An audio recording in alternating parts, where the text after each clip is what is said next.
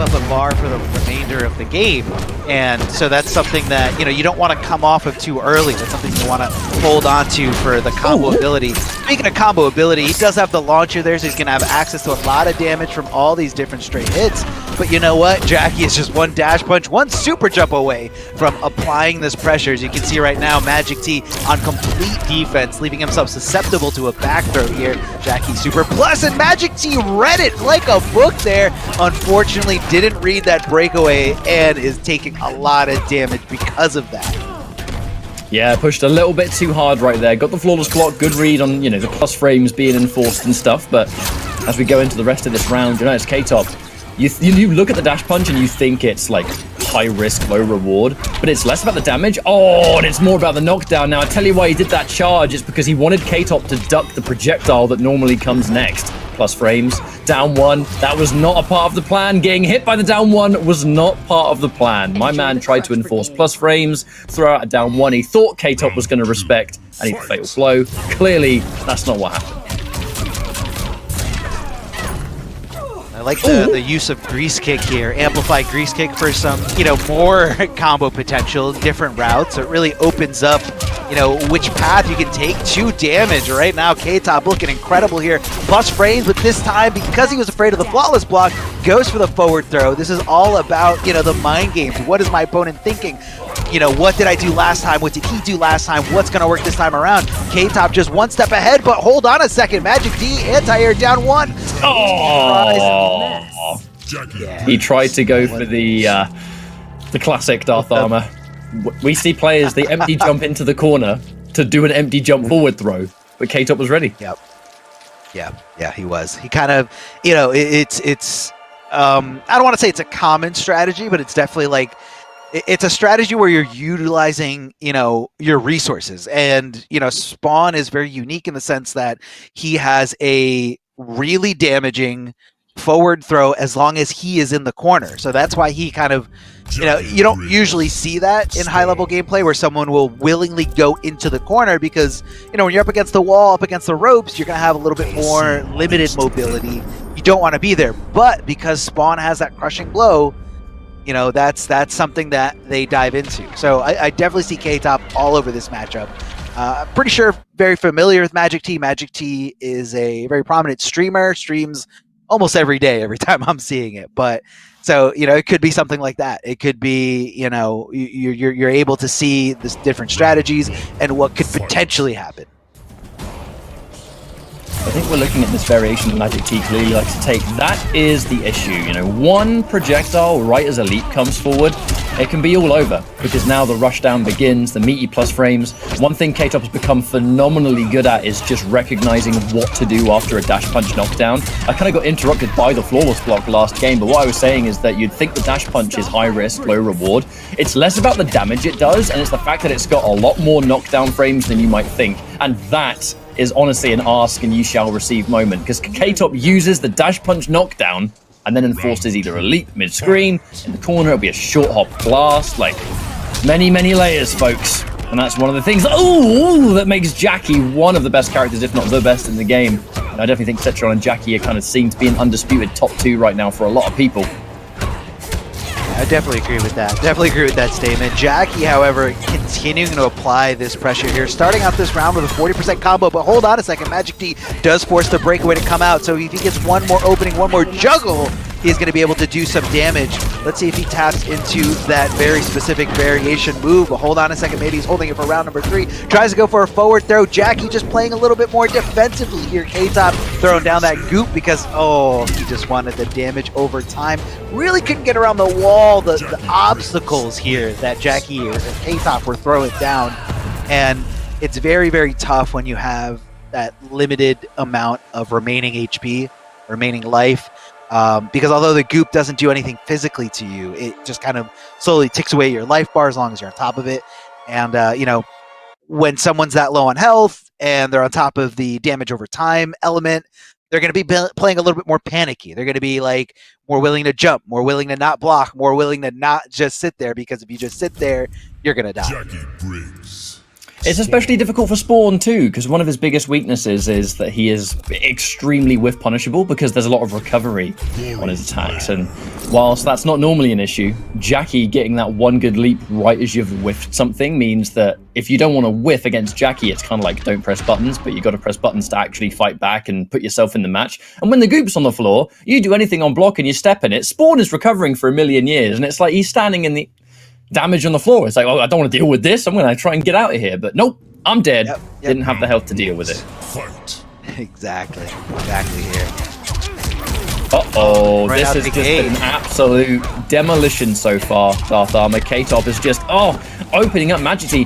The thing is, he's opening up Magic T without using a single grab. And that's one thing K-Top opts not to do a lot of the time, is he doesn't actually like grabbing you too much.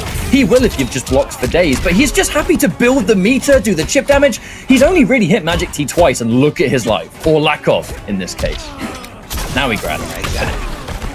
No pain, no gain. A lot of damage, and again, you kind of have that little, you know, that that thing in your mind. You're just that idea that, okay, they're going to be holding on the block. They're going to be, you know, really susceptible to this throw because they're just so, you know, overwhelmed by this offense. And K-Top just really good at knowing when Magic T's gonna be so willing to just keep blocking here. Goes for the launcher. It does break away out of here. So Magic T again gets that opening that he's looking for. Is going to be a lot of damage in his favor. Could be the round, could be the momentum shift that he's looking for. That's another forward throw here. I guess K-Top was trying to tech for throw mix, anticipating him to throw him out of the corner. Love the conversion here, thanks to that corner, able to just kind of stay right in front of Jackie when she gets launched up.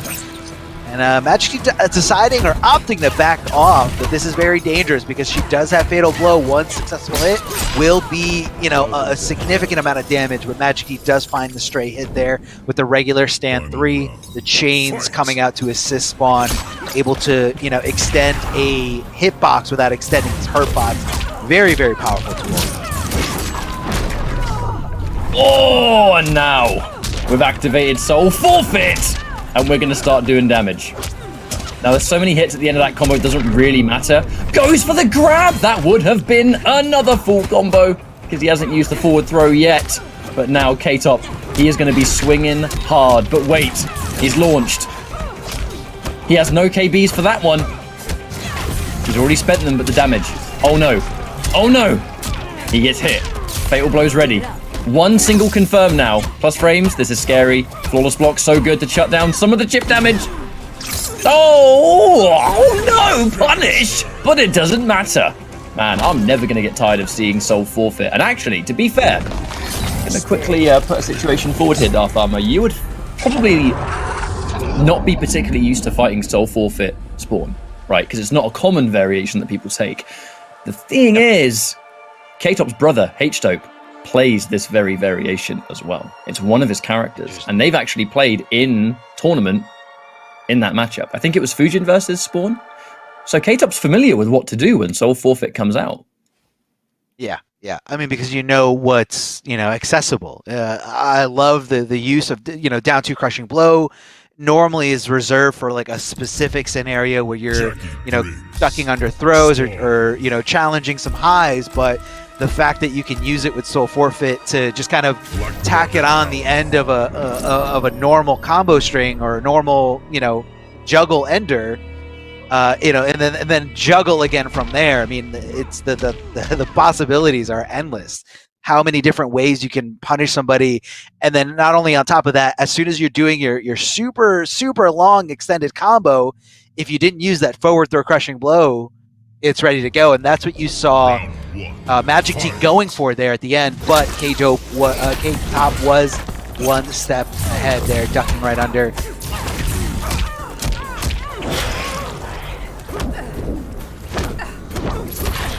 Really looking to enforce, but these ranged buttons, you've always got to be so careful against Jackie. K-Top, oh, hang on a minute. We have no, well, actually saving the bar is probably more likely there, so he keeps it unbreakable. Uh-oh, right. All it takes is one grab, and the thing I'm nervous about, Armor, is that he has struggled against this Jackie offense all series long, tries to challenge, and this time eats it, plus frames for breakfast, and now the grabs are coming in. We're hitting the next layer. Yeah, this is a tough spot to be in. You got no bar to break away, so you know you're so desperate not to get hit. Okay, comes off the breakaway, but unfortunately got fully punished because of that, because he tried to put Jackie into a restand before she was actually able to break away. You know, it makes it a little tough there. Some people, you know, that little... Just another Some people aren't as good at breaking away as early as possible, and in that scenario, Magic T was looking to, you know, snatch her out of there before, you know, and restand her so she wouldn't have access to it. But K-Top was just so on point with the breakaway input, the breakaway timing, that, you know, Magic T was still recovering. Magic T still got punished there. And now meaty plus frames once more. You break away and it's still going to be something you have to deal with. Now there's that throw tech. The reverse throw though, and K-Top going for so many more of them. Now we're in this final game and you're starting to worry. Chip damage for days. Lovely anti-air interrupt. There's that fatal phantasm restand. Oh, my man getting caught. What's it going to be now? 33%. And the back one. I like that because K-Top, he does actually have a tendency to hold just neutral duck at the end of a round, thinking you're going for like a round-ending grab or something. Now Magic T gets the interruption again, and he's going to be good with it. Yo, let's see Magic T. He was getting opened up easy in those first two games, but now there's a bit more discipline there, Armor. Oh, God, the nose. Oh. And that's what you were talking about before, the long recovery of all his normals. Even though that normal's really, really good, if it whiffs, Spawn cannot block for quite some time, and Jackie is able to kind of, you know, get in there before he was able to block, able to punish, and get some good damage thanks to that crushing Here blow. we go. Let's see. Oh, man.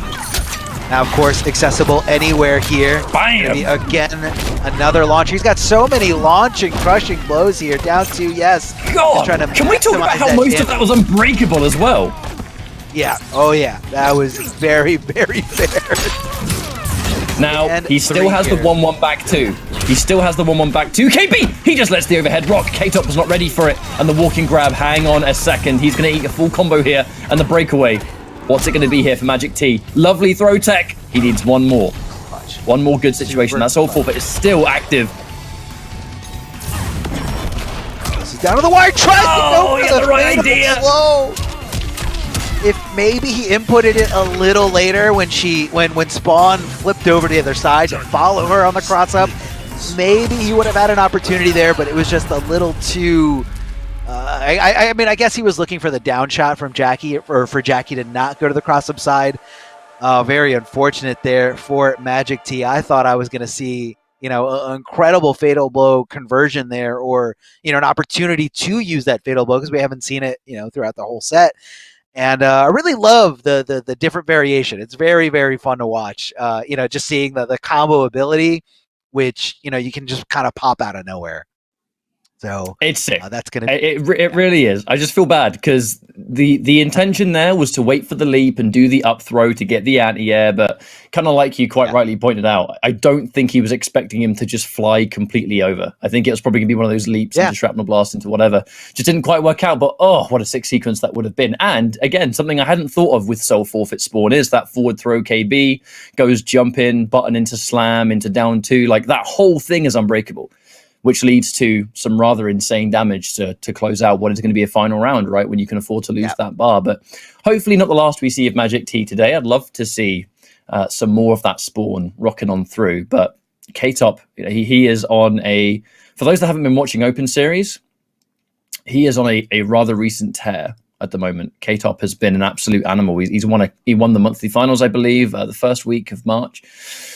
And he's won pro competition events, if memory serves. I'm sure he's won one of them. So they're all merging into one for me. I've done so many of these. Sorry for bad information, perhaps. But all I know is that K-Top has been super successful recently. Oh, yeah. I mean, I love even seeing just like his decision making and everything he's doing. But let's talk about this tour and all the points and all the regions that are involved in here. So of course, this is part of the Intercontinental Kombat Tour, which is, you know, represented through Europe East, Europe West, Middle East, and Oceania. A lot of different things, you know, a lot of different regions being represented here. And, you know, if you guys are watching at home and you want to participate in this, it's not too late to jump in, get your feet wet, have some fun, compete for some points, and, you know, make some friends along the way. Point structures are 350, 260, 230, 200, 140 for 5th place finishes and 70 points for the 7th place finishers on all the top 8s for these qualifying regions. And remember, all these regions are going to have a finale at the end of it. North America's East and North America West will have a $10,000 sub-region finals, while Liga Latina, Mexico, Latin America North, Latin America South, and Brazil are going to have $5,000 for each of their sub-regional finals. And Intercontinental, the Europe East, Europe West, Oceania, Middle East, the regions I mentioned earlier, and part of the region, the one region we're seeing right now, going to have a $5,000 regional final at the end of the season. So that's what these guys are competing for. They're trying to get points. They're trying to qualify, get into those top 8, top 16 spots, and then play for when everything's on the line. You can get 2nd, 3rd, 7th place the whole season, but if you take that victory on that last day, that is literally all that matters. So there's always going to be some kind of story to tell there. Always going to be something to look out for, like why someone is playing for this, or this could be the moment where they're like overcoming this demon, or this is the matchup that they're picking differently. But here we go. We're starting here with Desarted and H-Dope. H-Dope, who is the brother, as Ketchup just mentioned earlier, to K-Top. Now, this is another matchup to talk about, because from one brother to another, we saw K-Top moving in, and we're going to see if we're going to have potentially a winners finals here with the two of them. But he's got to get through Desarted, who is one of the best Shang Tsung players in the business, and I'd say undisputed top 2. And competitively right now, has been one of the absolute most successful Shang Tsungs we've ever seen, with variation that you're not used to. Morphs and more morphs. Now, there's that whiff punish. H-Dope, keeping them standing for the pressure to continue. One thing he uses with Shiva, which I really I find it interesting, is that he loves going in with the spin, that move right there, which does have pushback, and I know it has a flawless blockable gap in it, but it completely messes up how you would normally deal with. Oh, short hop, that was filth. That was filth. I'll explain it in a sec, because that fatal blow is going to win the round. Desarted short hop back 3. He is just the master of that. My point is that H-Dope takes that shield spin, because when you want to interrupt Dragon Stance on block, because there's now more recovery frames, right? Or start frames, I guess, is more accurate. You want to press buttons. That shield spin actually stops you from being able to do it. So it's kind of like a brawler Shiva.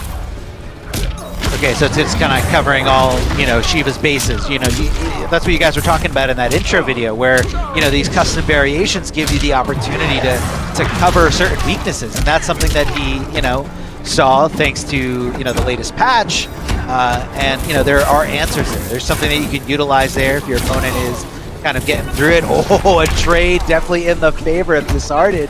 That could have been a really, really bad spot. Shiva does, however, get that forward throw here. Desarted deciding to just kind of step all the way back, trying to get as much room between himself and Shiva, especially considering that, he's got all this life lead, this huge life lead. What a conversion there. Never mind. H-Dope doesn't spend the bar. The meaty mid once again. Looks for a neutral dunk, but his button's too slow, and he tries to wake up fatal blow. I mean, a cute idea, I suppose, but in that situation, that meaty was too meaty indeed. But I liked how the rest of the round played out. Desarted did a great job to just get that early life lead. Dragon Stance from full screen will get shut down by the smoke shake, so that's going to be a great situation. But when we brawl up close, gotta say, I'm kind of surprised that H-Dope didn't. He hit the back forward 4, but he didn't amplify it to create the debuff situation. I wonder why. Because normally in that situation, you would always expect it. Because you can do buttons into Dragon Stance, buttons into Shield Spin, keep them standing. Debuff means that Desarted can't really move around. If he tries to do his patented jump 3, he's going to take big damage for it. But I guess something that wasn't meant to be. Yeah. Unfortunately, sometimes people like to conserve bar for further opportunities, or you're conserving it for a game-winning scenario rather than a scenario that's going to put you into a game-winning scenario. Could be different things. Could be just total misinput. Could be, didn't realize it in the moment, although the animation is kind of long. But either way, looks like we're going into game number 2. Desarted all over that, shutting down that wake up fatal blow attempt, which is, definitely not fully invincible. And that armor doesn't start up for quite some time. There's a good amount of chip on that as well. Oh yeah, definitely a good amount of chip. Oh, watch out for the range. Yeah. Yeah, just watch out. Just nicked those legs just a little bit here. Trying to backdash, but I guess Shang's backdash is a little slow. Not really sure, or maybe he's kind of playing to the idea that, okay, H-Dope knows Shang Tsung's backdash is slow, so H-Dope is either going to, bring the stomp forward or leave it exactly where it is. Did we see that? Wake up two into... Oh, wait, counter hit? Was that not a poke? No, it wasn't. If that was a poke, that would have been a crush and blow. And now he's getting cute. Mix up applies and you're whip punished. Boom! That's the round. You can see H-Dope. Yo, that whole thing came from wake up 2 launch, down 2, down 1 pickup. That was so sick. Yeah, the down 2 hitting like at the max height as possible, just to make sure you can recover and keep going here. Getting a little tricky with the overhead here. Okay, I see H-Dope. I see what he's doing. Oh, the reptile slide. Look at the spacing here from H-Dope all over the whiffs. And, Shiva doesn't have the best whiff punishing buttons, but H-Dope is just placing her like perfectly on screen exactly where she has to be. Forward roll, but Dishearted didn't commit too hard. Here comes the reptile slide, getting a little tricky here. H-Dope trying to back off, but I guess not sure if he wants to back off or go in. And Dishearted able to tie this up right here. These guys are very close on life. Tries to go for the flawless block up too. That's just too short on the range department. And the counter poke fatal blow is going to work out, and that's probably going to be enough. Now, the mix-up. The Queen's punishment low, something that we haven't actually seen really enforced yet, apart from once at the end of that round. But when you hit someone and you go in for the shield spin, the regular version, I'm not particularly sure what the frame data is on it, but I know that Decided is kind of holding what comes next. Whether he needs to or not, I think just depends on the frame data. But you get hit by the shield spin, and then immediately H-Dope enforced the back 2, which gives you that free 50-50. Because the back 2, you've got that second hit, which is overhead. You can cancel it into the low. It's a 50-50 you have to take. And if you get hit by the overhead, bam, Dragon Stance. If you get hit by the low, bam, debuff. And it all seems to come from that shield bash, which is a great... Man, this is the only player I've seen rock this variation of Shiva. Now, I know that some players, they use different things. Like Foxy Grandpa may... For example, we talked about this move, and I know Foxy doesn't particularly believe in it because it doesn't really fit his style, for example. And I think there are a lot of other Shivas that just kind of play a lot more of a kind of reckless style. But H-Dope's got into this with a game plan, and that game plan got him that second game.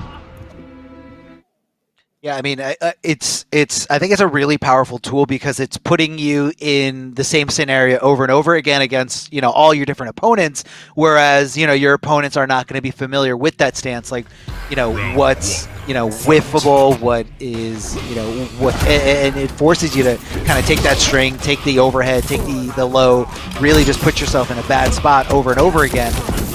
And, we're seeing it succeed here. H-Dope trying to make the comeback here. Dishearted, ooh, barely whipping there with that Ermac summoning here, trying to go for that lift. Oh! Again, trying to enforce the mix-up, but this time it just connects on its own. 16% debuff. The wake up down 1. Clipped again. But again, trying to enforce a mix-up. This time, though, the mix-up belongs to Dishearted. That reptile slide that may as well be an unblockable. I love the corpse drop. Oh! And it connects late. And he gets the launch. H-Dope has to use Breaker. This round has completely slipped away from him, and that will be, if he can build enough meter, yes, just in time, that's the round. Yeah, it's all about time there. Barely getting enough in terms of resources here, but he was able to do it. He was able to do it, no problem here. Here comes the Shiva Stomp, unblockable. Tracks can be altered. A very, very, very tough tool to deal with right now. A lot of people discussing it here. Dragon Stance coming out. The moving is always the backdash. I know Shang Tsung's his backdash movement isn't the most amazing, it seems. Oh, at the very least it could be because he's full screen and he can't possibly move, but he's not got enhanced dragon drop. He can't guide it. He can only delay it, right? So I'm kind of that's an equipable move. That's an equipable move to alter the stomp into the left or the right. Oh, it completely crushed it, Armor. I told you. The shield spin on hit, giving him a mix-up. The fatal blow got blown up. But yeah, my point is that Decided is trying to move almost as if he's trying to read it being guided or something, and it's not. I'm just a little bit confused, that's all. But lovely answer there for the corpse drop. God, that's filthy.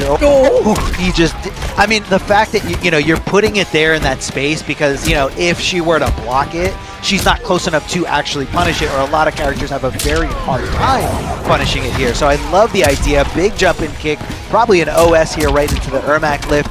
Anti-air from Shiva, not close enough to get that down one conversion, but able to amplify that shield bash just to kind of keep herself safe here. But again, he's trying to backdash. He's full screen. Yeah. He can't move, Armor. I'm so confused. Yeah. Lovely punish. Yeah, no. A little bit of shades of Reptile. Love seeing Reptile here. And, you know, he's playing back and forth here. I mean, H-Dope made an incredible adjustment in game number 2. It looked very, very convincing, and Disheartened just kind of, you know, picked up the pieces and kept going, and you know, I'm not sure if he's familiar with, you know, what you're pointing out in terms of the unblockable stomp being altered. Again, I know that is a equipable ability. It's not something that comes in the default build of Shiva. So, and again, we can probably see it here in the loading screen where we can see what is equipped. Well, the weird thing is that it's that Dishearted's going to the same option every time. Now, backdash mid-screen might work, but when you're full screen, you kind of, the screen is stuck. So sometimes backdashing when you have that much distance to work with, like the screen doesn't have enough time to kind of move and basically allow you to slip through the net. But Disheartened is going for the same option every time. So from the fullest of full screen, that stomp is at the moment a free hit because of Disheartened doing the same thing. Not that it's a huge problem, because he is currently up in this set, but it's something I'd like to see just a little bit different if we see a stomp once more. The corpse drop does catch her on the way up, which we have seen put into good practice. But H-Dope, I'm liking what I'm seeing so far. Lovely smoke shake, though, to give Shang Tsung that offense and the flawless block. He knows. Bang, bang, down 2. Easy, 25%. Not bad. Love the whiff punish here. A big jump in 3. Does have some recovery as soon as he lands. Shiva looking for the sweep, but not quite close enough there. Shang Tsung just kind of backdashing, playing the spacing game really, really well, going in and out. Okay, this time he kind of went for a forward dash after that first backdash, but again, Shiva's stomp just kind of came down a little too quickly for him to get out of the way. Uh-oh, here we go, the mix. The low. Eventually. Oh, and again, he's trying to interrupt and he gets blown up. And I actually did just see in the chat room, because I think Babs was asking about it, shield spin being plus 15 on hit. That now means that she's able to push forward and she gets a button afterwards into the mix. I can now see perfectly. And look, he does the forward dash this time. I told you. I told you. Okay. That's what I was waiting he heard for. you. I hope not. I'd get in trouble for coaching. I didn't mean it. It better not be watching the stream, I'll tell you what. Yeah, it's illegal. Not that's against the rules, guys. Straight. Oh, okay. Going for the again, forward dash. Forward dashing, very, very good for him in this scenario. You know, able to make it with, because the forward dash is so much faster than that back dash. I mean, even whether he's mid-screen or full screen, like, it's just a very sluggy back dash. Like, he kind of like moves his body forward before he actually jumps back. So again, all these different animations, like every character is different. Not everybody, you know, can be blessed with incredibly good backdashes. All over it. All over it. All actually, over that's gonna hurt. Throws coming. Ooh! They're 41% because of one throw that you went for. Because of one throw, you left yourself susceptible to that. Looks for the empty jump low again, which is the Disheartened special, as Ketchup pointed out before, but watch out. Here's the low. Amplifying it, so if he moves here, he's going to bleed and bleed and bleed. Lose damage. Enforces just that pushback in the chip. Back to a range that Disheartened might be kind of comfortable, though. H-Chip's got to be careful on this one. Now, what's it going to be? The fatal blow is ready. The stomp, but another forward dash. And, ooh, off with the legs. And that's going to be it. But that was the change. That was the one change, is that stomp without the enhanced dragon drop. So here's the thing. When we talk about the stomp being a really good move, because it is, there's no downplaying the fact that it's one of the best moves in the game. When you enhanced dragon drop, the regular dragon drop that you can't steer, basically, that is the one that is easier to deal with because there are more kind of universal answers to it. Shang Tsung's forward dash being able to go through it every single time, whether he delayed it or not, clearly was the night and day difference. Because in the previous games, he was backdashing only and getting hit. In that game, not. I don't think a single stomp actually worked. So that was basically that went from being a free hit for H-Dope to now being free damage that he gives up because it got forward dashed out of. And gotta say, I'm still a big fan of that Shiva variation because you land any hit, you don't need to launch and set up the armor break, which is another area that you can create with Death March and stuff. But take that plus 15, run in, enforce that overhead low mix, which goes into debuff into even more situations. So I'm here for experimentation, man. I like that players are still looking for different ways to play characters, even if you are flavor of the month like Shiva. Yeah, and it kind of adds to. I mean, I feel like he was taking advantage of the fact that a lot of people are scared of the enhance unblockable stomp, which by enhance we mean enhanced in the equipable custom variations, not you can steer it. As in amplified. So you have to, come to the fight with that equipped. And a lot of people are just kind of assuming, or, some people don't know that it's not a default thing for Shiva.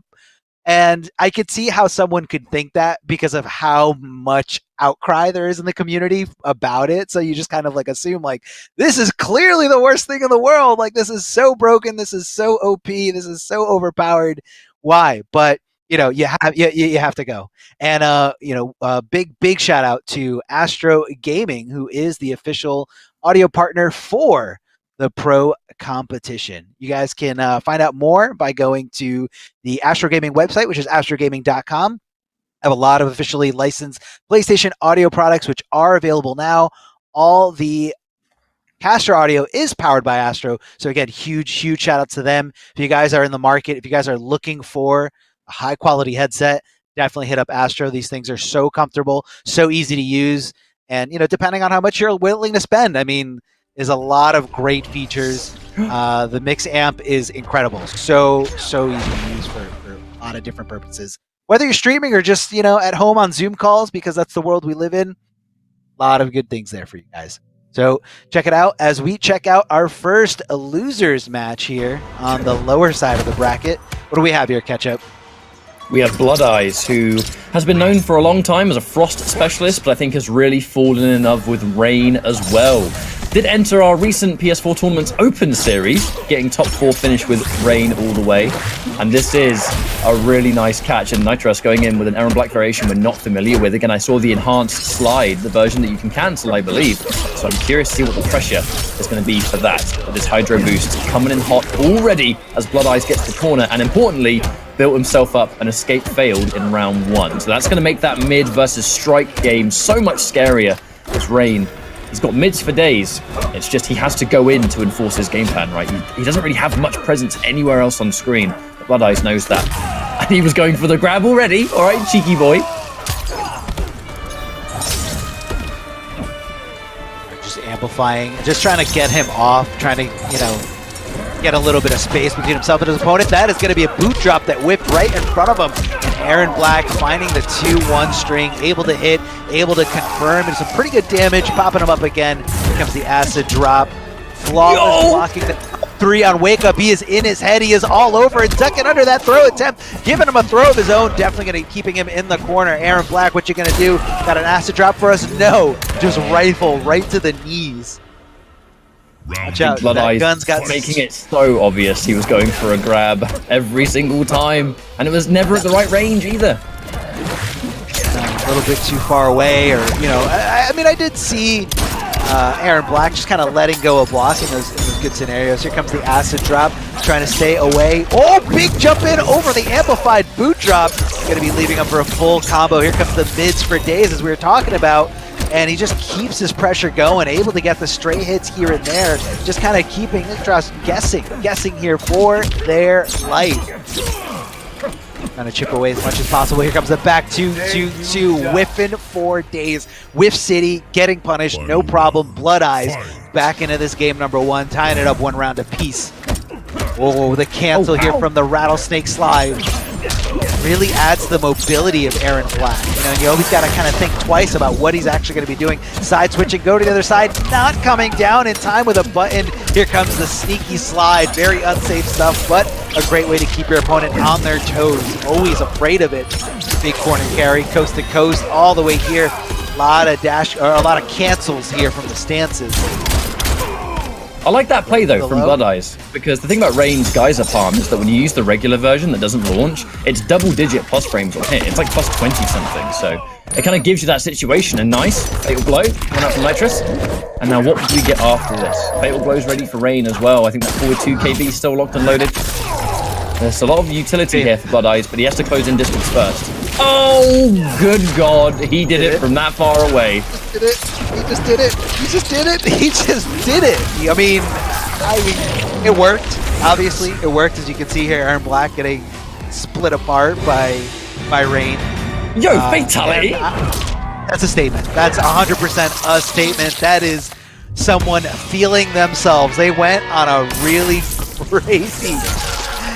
crazy call out there with that fatal blow, and you know, you just feel yourself so hard. You're so amped up on your ability to make that decision, and you know, sometimes the moment just gets the best of you. I don't think he was necessarily going to fatality on that first game. Most players don't, because, you know. Oh, if you're Aaron Black, yeah, definitely, 100%. But it's oh, he was feeling himself. He was definitely feeling himself with that decision. It was a very risky move to go for it. Most fatal blows are very punishable from a lot of different ranges. Some aren't punishable at max range. You know, and again, that depends on, you know, what character you're going up against in terms of, you know, what they have accessibility to or access to. You know, longer ranged moves. Let's see what happens. Let's see if we see some kind of adjustment here. Yeah, it's a new variation. We have the Scud Shot and the Down Peacemaker. That Down Peacemaker becoming very popular with Aaron Black players. I remember a lot of Aaron Black players when Ultimate came out being like, that low Peacemaker? Nah, it's no good. Not a good move. And now almost everyone is using it. But as we now go forward here. Oh, the punish? Got some variations. Yeah, big punish. He's been doing that a lot to the boot drop. Like, as soon as he sees the boot drop, whether he amplifies it or not, here comes the jump in. If he amplifies it, cool. He's still gonna be not gonna be able to block. If he doesn't amplify it, even if he does get to block, you're still in a pretty good position because Rain wants to be right in your face. Now, a bit of a preemptive break there from Nitrous, who was definitely, I think, expecting the Hydro boost, not the Hydroplane. But that does mean that we're going to get some free damage from Blood Eyes and just taking away the defensive bar anyway. That in and out, Rain. One thing he's always been able to do is just make you whiff through his movement alone, and that's something that's not easy to do. You need to have a good grasp on the game, and he went from Frost to Rain, Rain being able to slide around all over the place. That forwards one. But you know that forwards one is being buffered into Down Peacemaker. It gives Aaron Black a lot more utility from some of his mids. There's that 1-3-4. We're starting to create this overhead game that you got to watch out for. Instant jump, and he's making the call out. You point out Armor, but now Nitrous is well aware. Oh yeah. I mean, it's all about, you know, adapting to your opponent, adapting to what strategy is going for. Scud Shot, that could have been a lot worse for Blood Eye, so I think he's a little lucky there in that scenario. Back throw, the waves pushing him back as far as possible. And the Scud Shot just to kind of get off of the move, amplifying, of course, going to be super duper safe. Oh, I thought he was going to get some kind of whiff punish in that scenario, but looks like he wasn't able to swing fast enough. Little short hops, and you know, Blood Eyes never really put themselves in a bad situation. Another fatality. Oh, come on, dude, do the other one. At this point, you're committed. I know, but like, come on, if you're going into this thing of I'm going to fatality you every game, there's 2 fatalities per character, Blood Eyes. I agree. And the other one's better, it's got eyeballs. Wait, what? Who said that? You don't. Ugh. They love eyeballs in this game. The animating the eye. There's probably like a whole team of people that just animated that eyeball, or the different eyeballs in all the different scenarios. I want to know who animated the eyeballs. The area of I don't think expertise. it's one person. It's gotta be like a whole team with how like detailed and the versatility with the eyeballs, because it appears in all these different fatalities. Like, no way it was one person. But you know what? We're seeing some good Rain right now, and Nitrous just getting overwhelmed by it. Now, this is going to be a different element of the matchup. Sonya is going to be able to... The reality is, she's going to be able to zone Rain a lot more efficiently. You know, because she has that projectile. It's something that Rain has to deal with. Shout outs to the Ultimate MK3 skin, always. But yeah, this is the situation with Rain. He's great when he's point blank, but there are a lot of characters that can kind of prevent him from getting there, even with his good movement. So Blood Eyes, he is going to have to kind of play a little bit more of a patient game. You can see here, it's the basically Ringmaster plus good jumping is this variation. So we're going to get some zone in here. Watch out for it.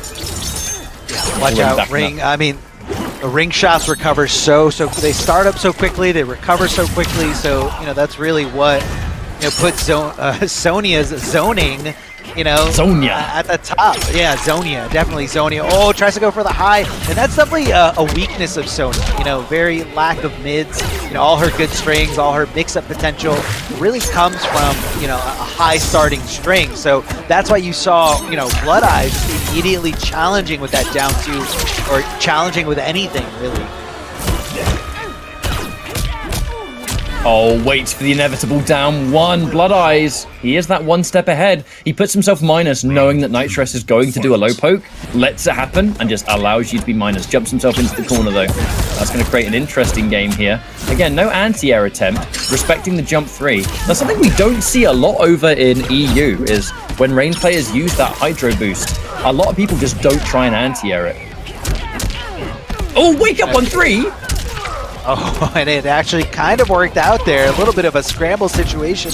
Oh, not anticipating it to actually find the hit. So, you know, that's kind of why we opting to go for a little bit of zoning here instead. Nice conversion here. Forward dashing, canceling out of it, and just doing the damage as much as possible here. Nitrous getting on the board here. One round with this Sonya. This last effort pick here. And we do know that Blood Eyes, the specialist, he does have multiple variations for his two characters. Oh! And that's just a down 2 out of nowhere. I'd enforce a mid there too, to be honest, after just getting hit by a down 2 in that situation. Short hop into mix. There's that 1-3 again.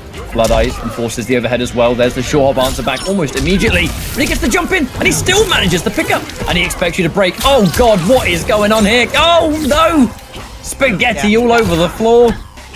Yeah, that was a really strange situation. Getting up, I mean, dropping the combo, but you got up and you weren't ready to block. But I guess because he wasn't ready to see a very punishable move coming at him. So I mean, I totally get it, especially in this high risk, high tension situation. Oh! Gets the brutality, the back throw, just popping him up, Take no prisoners. exploding, just pieces of him all over the place.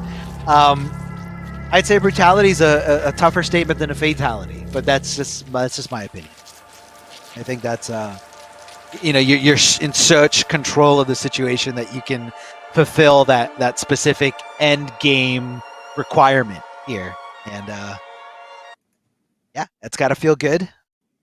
Sonya doing it here. Very close match. Very close match. You know, a lot of back and forth, one round apiece, but I think it's working. I think it's working, and I'm not seeing Sonya, you know, miss a beat. They got the conversion there with the ring hold dash cancel, no problem. Able to get some good damage. It looks like we're staying with Rain. We're not straying away. Yeah, because he's either going to go Rain or Frost recently, and when it comes to Rain, I've seen him use 2 variations so far, and I think he's gone with the same one. Yeah, he has. The other one replaces the hydroplane for the tidal wave, which is the low, which kind of creates that 1-3 game. Makes it a lot more dangerous because you've got 1-3-4 overhead, 1-3 tidal wave low. It's definitely, I think it's a 50-50. I don't think he does it. But Blood Eyes going back in. Oh, one of those accidental breakaway. No, it hurts. It hurts.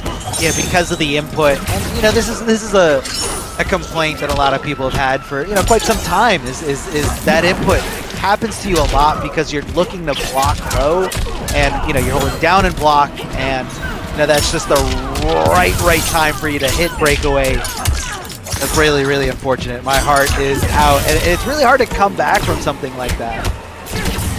Good block on the low though from Blood Eyes. Gets opened up. No fatal blow. Probably trying to set it up for the next situation, but I like that. Blood Eyes creates the distance and space. Does not want to put himself within comeback distance of Sonya. But now that's not really going to be his choice. Back to the wall. The jump in, and he's anti-aired. He is anti-aired. And actually, he doesn't even need to use the fatal blow. The threat of it alone made Blood Eyes back up, and then he gets clipped by a trip guard. Round 2, fight.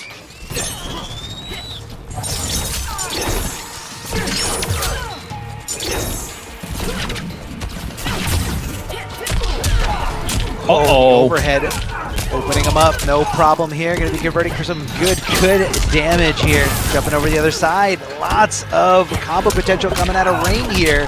But Sonya does opt to go for that breakaway, coming out of it really quick. Oh, he's getting constantly clipped. Blood Eyes is having a bad time, and hang on a minute. Yeah, swinging that forward too. Another confirm. Lets it go. Can he do this? Can he do this? Incredible comeback here. Oh, finds the hit, but didn't commit to the rest of it. Back it off as much as possible. No challenge until after that jump in, and she was able to swing for it. Not trying to put herself in such a bad scenario. Not trying to, do something that was going to be too risky. So I definitely agree with the patient approach there. Didn't want to challenge the jump in after the geyser, the rising geyser that you saw there, and just kind of waited for Rain to get on the ground, waited for the right opportunity to just check him with a nice crouching poke. That's a difficult situation to deal with, I think, if you're Blood Eyes. You're making such a comeback and you get the jump in and the immediate mash down one comes out in between. But here we go. He's gone in with a variation that I always knew he had in the back pocket but haven't seen yet. We have the Rift, the thing that absorbs projectiles. It kind of gives him that counter-zoning game, which I think he's going to need against Sonya. Having to close in the distance and go within a range that she likes.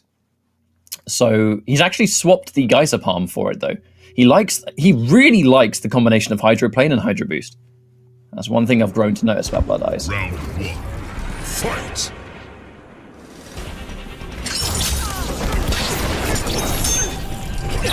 Right, now, so this will change the game.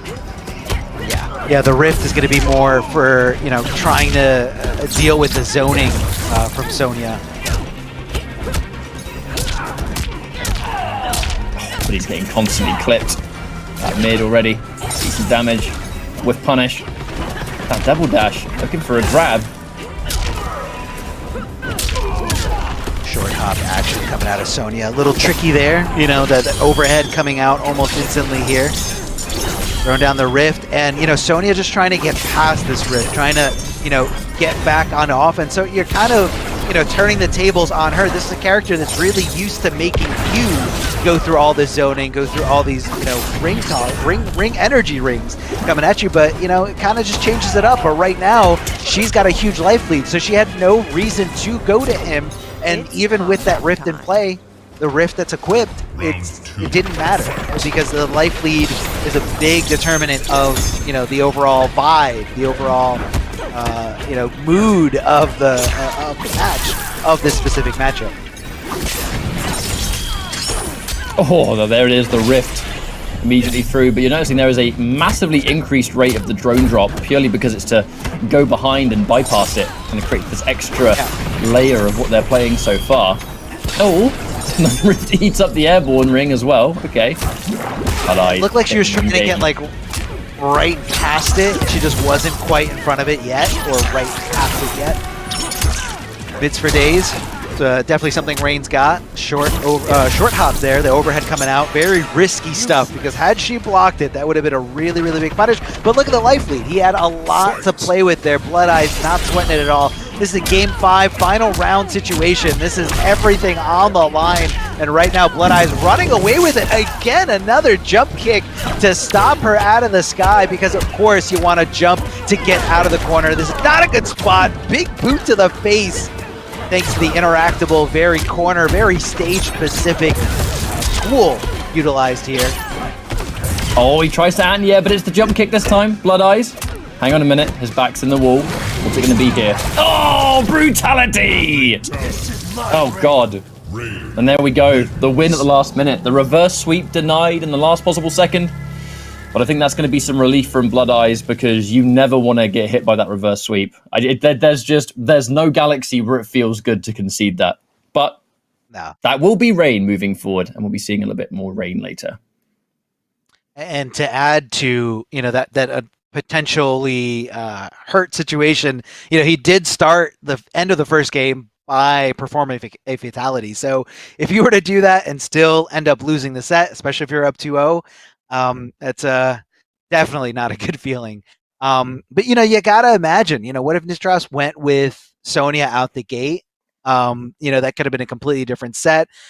And unfortunately, that's what tournament play is about. Is you got to come prepared to these things. You got to know the matchup specifically, and it could have been maybe a character specific matchup that was going to help more as Sonya, or it could have been a player specific thing where this is the type of player that I have a really hard time opening up when I'm not playing Sonya. So it all comes down to that, and that's definitely going to be food for thought later on, because we do have more weeks of these qualifiers, and both these players are up there at the top of the list. So we could be seeing a regional final showdown of these two players, and that's the day where a lot of is on the line in terms of money, we're past points. And if you guys want to get involved, if you guys want to compete, all you guys got to do is check out PlayStation 4 tournaments. You have to go to compete.playstation.com to be a part of the action. It's a lot of fun, a lot of great things that you can, get by going in here and competing. PS4 tournaments are weekly competitions for all skill levels. You can compete against your friends and rivals for unique rewards. And all you have to do is visit the PlayStation 4 Competition Center. It's the one destination that has Mortal Kombat content that gives you an inside look at how top players play, and you get to see tips and tricks for players of all skill levels. So head over, compete.playstation.com. You guys can be a part of the action. There's a lot of other things there, not just fighting game tournaments. They have other genres and other fighting games. So the only way to find out is if you guys check it out. Now, I believe we have one more for our round one losers matches. Our final round one is going to be between Nivik and Miss Vaska. Nivik, who Ketchup mentioned before, is the third Greece player that's in here, but he's the Greece player that's kind of been a part of the original generation and, still active, still out there, doing his thing, competing, whether it's on a, global scale event or something a little bit more local or online like this. Like Nivik is, that competitor that goes out there and plays, as hard as he possibly can, not just in Mortal Kombat, but I know he's also been playing a lot of Tekken. So this is a very talented player that kind of transcends into, beyond just NRS, but he's definitely been a big staple in the Greek fighting game community for those games and other games. I know he's very passionate about that. He has been for many years. As long as I've known him, he's been a top-level competitor, and he's been in the FGC longer than I have, and I've been in it for 10 years. So it kind of just goes to show just how long Nivik's been a part of it, really. Yeah. But this is, I think he's been playing a lot of... I don't even know what kind of characters he rocks now, because I know that Jackie was a big pick for him, but I haven't seen him play in some time. Is he still rocking the Jackie? Does he have any other characters in his back pocket? Who knows? Yeah, I know he's a fan of Cabal. But I think that was more so in like the beginning of the game. Yeah, early on. He was playing back and forth between Jackie and Cabal. Now with custom variations, especially because of how talented he is, I wouldn't be surprised if we saw a completely different character or something a little bit more obscure of a pick rather than just going with Cabal or Jackie. But those characters are very strong right now. And Nivik's not too shy to pick those really good characters. Looks like we're going to be going with Jackie in this scenario. Well, the Jackie makes sense. It's just a character that suits Nivik's style in this game. Miss Vaska rocking the Katana, who's a character that I think the community just can't decide on right now, whether they think that she's a good character, whether she's a bad character. We have the Flutter. Oh, okay. Let's take a look at this variation right here. So we have the fan Flutter coming through, the low fan toss, and we'll see what that ground war brings to the table. Because I'm going to be honest, you just don't see a lot of katanas in tournament anyway. So I'm excited to see what this... Oh, look at that custom. That mask. Sick. Low fan going to be opening up for, not just zoning options, but also, potential mix-up opportunities. Now, of course, it's definitely... Oh, huge whiff. Huge whiff. You don't want to do that in front of anybody. You're going to be recovering 4 days. Susceptible to a huge combo here. Nivik cashing in big and adding a little bit of flair there at the end with that damage over time, that blue goop that's on the ground. You don't want to be on there because your life is slowly ticking away every second that you belong on there. Big conversion here from Miss Vasca. I mean, I just don't think we want to overcommit just in case there's some kind of break or something like that. That's now Nivek. Pretty down on life. Oh, with the dash punch as well. Okay, there's a pickup. And that will be round 1. Coming out here from Miss Vasca. Round 2, fight. A little bit of a trade here, both players. Kind of not really getting a huge situation here, but again, just whiffing right in front of Jackie. Bad idea. Gonna go for the side switch, getting a little bit closer to the corner, trying to cut off as much real estate, because especially in this matchup, you're gonna be seeing more zoning coming out of Katana, whether that's, those high fans that are pretty fast, or those low fans that are a little tricky there. Instead of ending that string with a regular overhead, going for the low, risky stuff, but a great way to keep somebody on their toes. Continuing to guess here, swinging for the fences is Jackie, trying to just take this right here, right now. Miss Vasca getting out of there. Oh, let's Flawless go. Up two, really smart stuff there. Put yourself in a very, static situation. Can she make this comeback? One hit in the fatal blow should take it for her if she does find it. Some fans all over the place, low fans, straight fans, air fans, and Nivek just saying, I'm waiting for the opportunity. Now Nivek definitely doesn't have the life lead, has to commit to some kind of forward movement here. So sick. Gets the forward throw. Smart move. I mean, we haven't seen too many throws, in the last 20-30 seconds of that round, but it was mostly because it was just a all-out zoning war, a very one-sided zoning war. Katana was trying to throw the fans, trying to just kind of get Nivek to, give up not free damage, but I would say easy damage. And, Nivek was kind of caught in a really tough spot because he was like, well, I do have a life lead, but it's a very slight life lead, so I don't know if I want to actually, commit to, a super jump, commit to some kind of offense, or if I should try to wait it out. In fact, you can actually see back in that round, Nivek was trying to flawless block as much as possible to minimize that chip, to hold on to that little bit of life lead that he had, but it was just too much time on the clock. I mean, if there was 10 seconds left, 15 seconds maybe, I would agree with it. But there was like almost 30 seconds left on the clock, and the fact that Katana has low fan, which you cannot duck under, her high fan or her air fan, you can definitely duck under. That's no problem. That's a little easy to navigate around. But, throw that low fan in the mix, it's going to be very, very tough to flawless block every single one of those. And I think just nice application of good ranged gameplay too. Just nice discipline being shown here. Katana definitely can be one of the lamest characters in the game, and I don't mean that as a negative term towards the character. I mean that, that kind of dry keep away that can frustrate and create these opportunities where the opponent will make a mistake. Katana's really good at enforcing that, and now Ultimate being able to allow her to put some moves together that makes that game plan even more effective than it already was. I mean, Katana's one of the kind of hidden killers of this game, I think. I mean, I'm definitely feeling like that after that last game. Yeah, amazing comeback. It was an amazing comeback to make, but a hard-earned one, because it's not. She doesn't have this explosive factor to her. You just have to do a lot of little things well. And it's physically draining on you too. Like to play in that style and that strategy. Your games where you win, I think it takes a lot more out of you rather than someone who's very offensive, can do damage, really high damage, really fast out of a few scenarios. It's not as taxing emotionally. Right now, Nivek running away with this here. Jackie making sure she does as much damage as possible.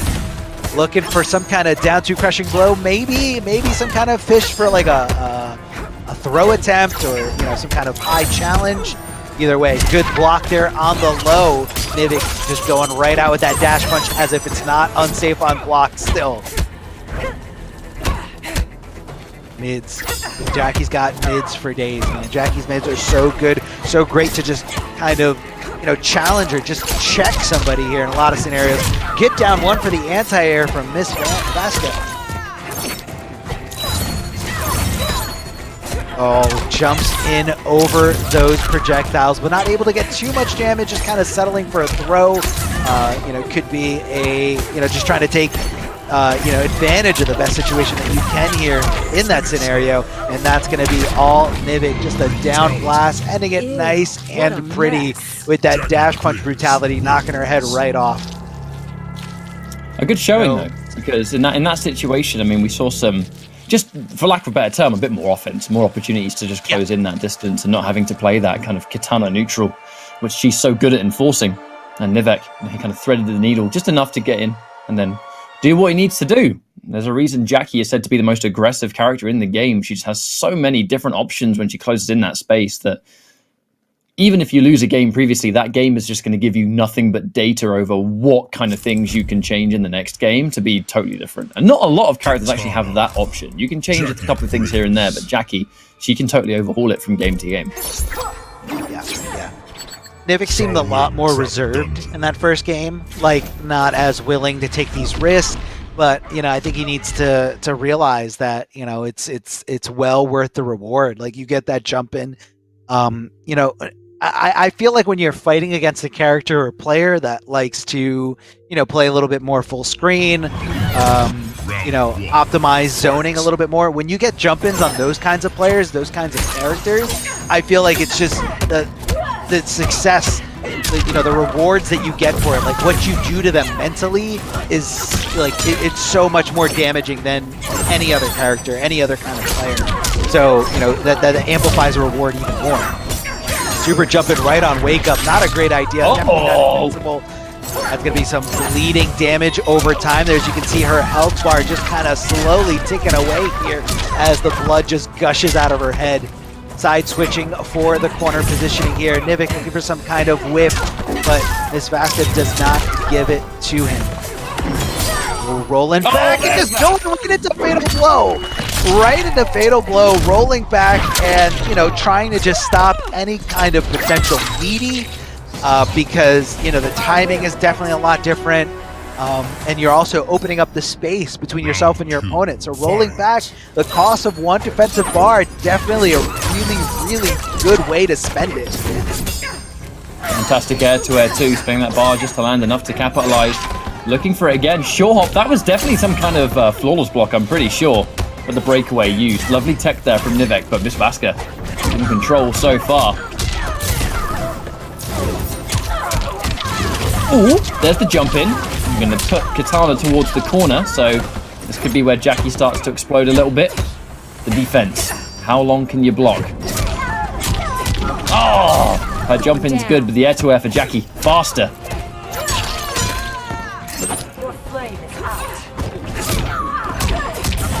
Nivik's been on point with these air-to-airs. I mean, the challenges, especially in scenarios where, like, I feel like he's getting up or he's taking to the air a lot later. So, in terms of frame data, he shouldn't be able to, press the button way before. Because in that scenario, a lot of people are preemptively pressing the jump in. But he is just so good at knowing when they're going for empty jumps or when they're going for really, really deep buttons, really deep punches or jumps. Gets the trade definitely in Jackie's favor. Throw tech, super clutch in this scenario. He does not want to let off. His teeth are... Look at that chip! Oh, no. Oh, gets the anti-air, but doesn't get the conversion. And unfortunately, because she's super negative at the end of that string, Nivik knew there was no opportunity for her to avoid that mid because Jackie's got a really, really fast mid. So, you're not ducking under it. You're not getting around it. Maybe you're going to flawless block up 3 it, but very unlikely in that scenario. Very tough thing to pull off. And Nivik looking to turn this around, losing that first game, so because of the, just getting outplayed at mid to full screen, becoming a little impatient or I'm sorry, being over patient at times. Now Nivik's just kind of switched it up, being really aggressive, getting past all this zoning, utilizing that super jump as best as he can.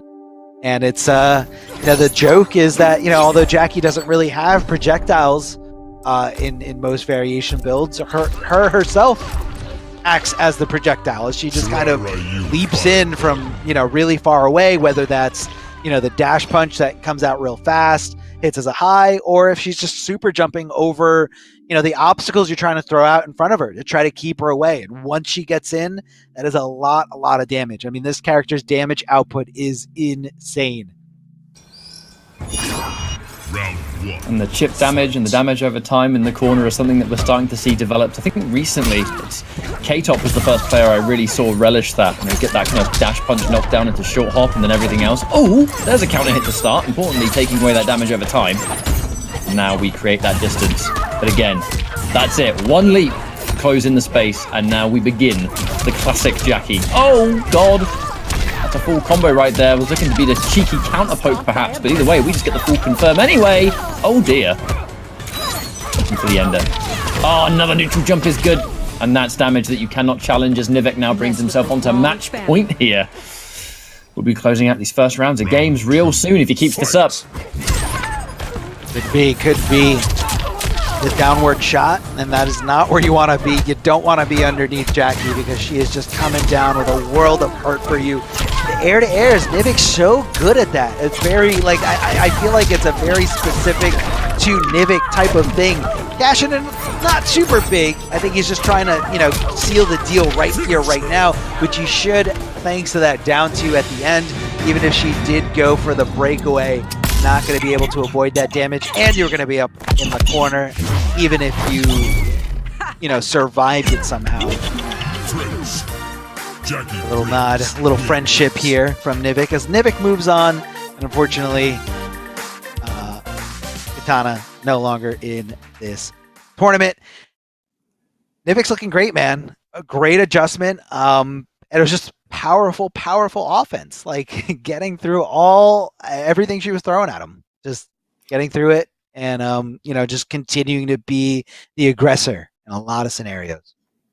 Well, it's like I said, that first game, whilst it was a really, really impressive showing from Miss Vasca, it's the fact that first game, I think, gave you a lot of information over how to approach the neutral for the next games that we played. And that really is all there was to it, because Jackie, she is that, not exactly touch of death character, but she hits you once and she can create the entire downfall of the rest of the round, because it's pressure on pressure on pressure on pressure.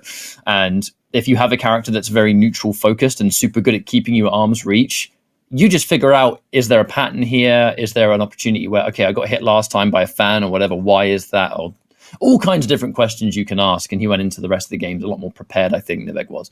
As now he moves on, and we'll be going into our next round of matchups. But before we go to a break and we start to continue the rest of today's bracket, speaking of which, here you can see here the winners finals, K-Top versus Desarted, a matchup that they've played once or twice already, thanks to things like Open Series, and all of it funneled through PS4 tournaments, of course. And then losers round 2. Oh, H-Dope versus Blood Eyes. I'm looking forward to seeing that one. But check out some official merch you can get your hands on. This supports the pro competition and everything else. You can go to amazon.com/Mortal Kombat. You can customize some of them to display your region, whether it's NA, Liga Latina, Intercontinental, and all the different characters that you can see on your screen. Just get some cool merch, man. Support the show, support the pro comp, and get involved. We're going to go for a quick break, but when we return, the EU East qualifier here for pro competition will return alongside it.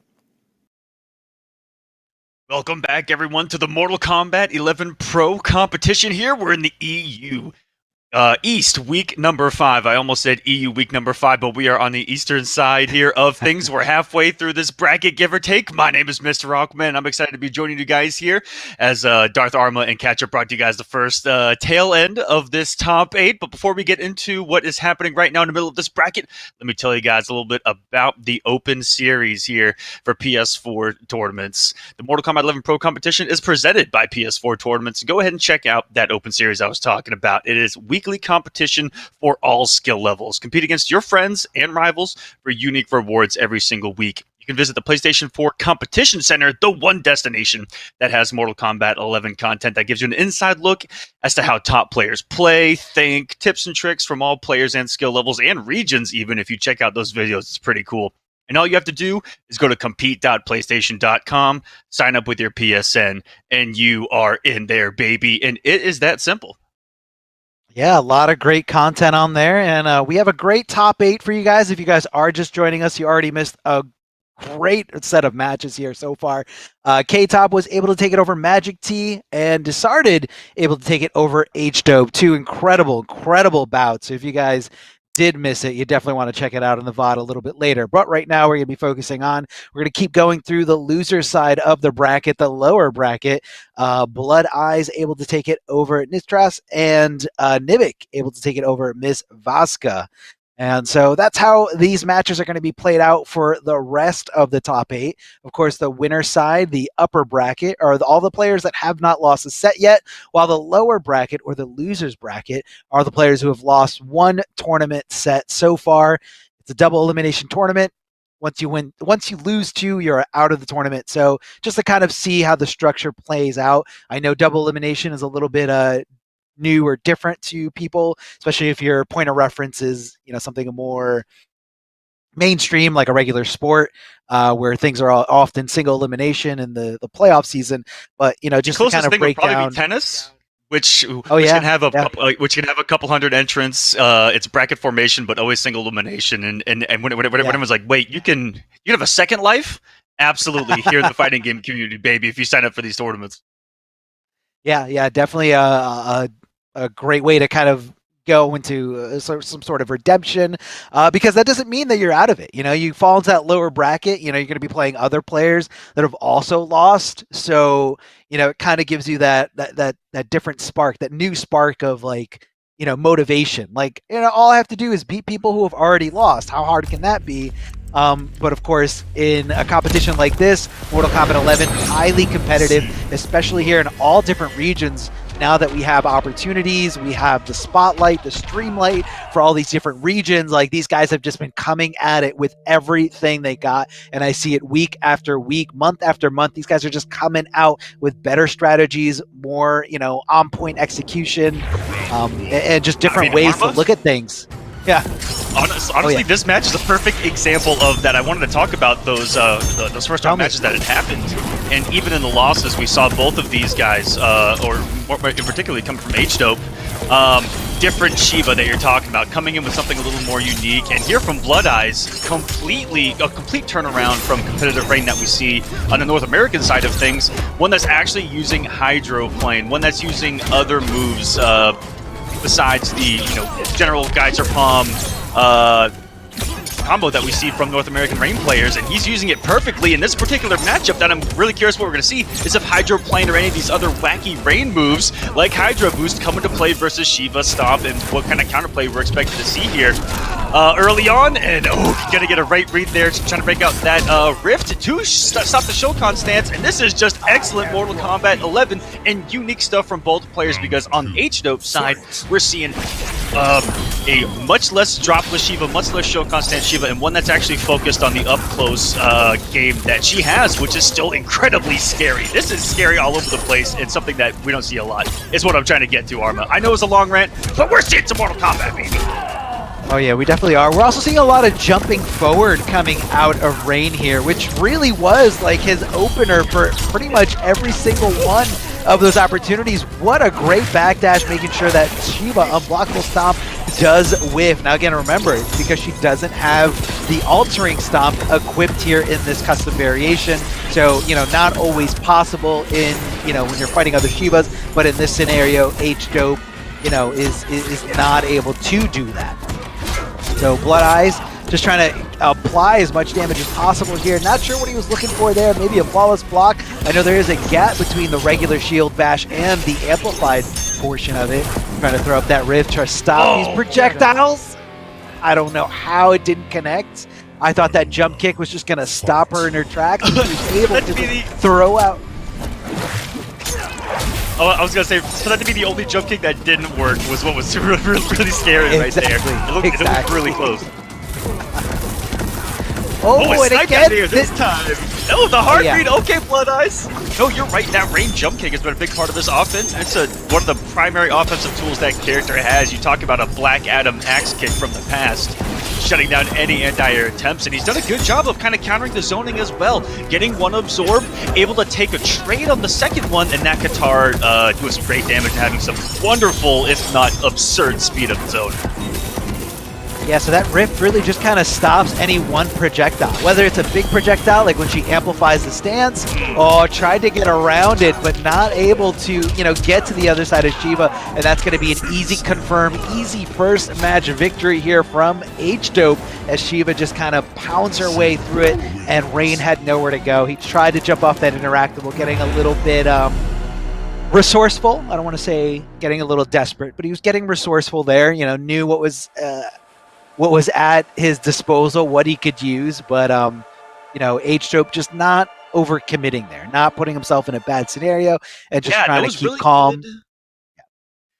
It was really good play with, you know, even though the zoning didn't work out immediately, you could see that he was very adamant, very forceful in just kind of continuing that mindset, right? Of this is what it's going to take to win, and said, I'm okay with, you know, losing that first round the way he did, but having a health deficit in round number 2, still stuck it out with the more zoning, less risk-takey play that you were talking about. Kept it really safe, and it ended up actually paying off, and now it even forced a switch off of Blood Eyes here, and what are we even watching? Rain to Scarlet? No. Is this MK9 DLC all over again? A little nod to the MK9 days when the roster used to just pop out of that one side, and it just went on forever. Yep. With all the DLC. It was like, oh, we can add DLC to this game? Let's do it.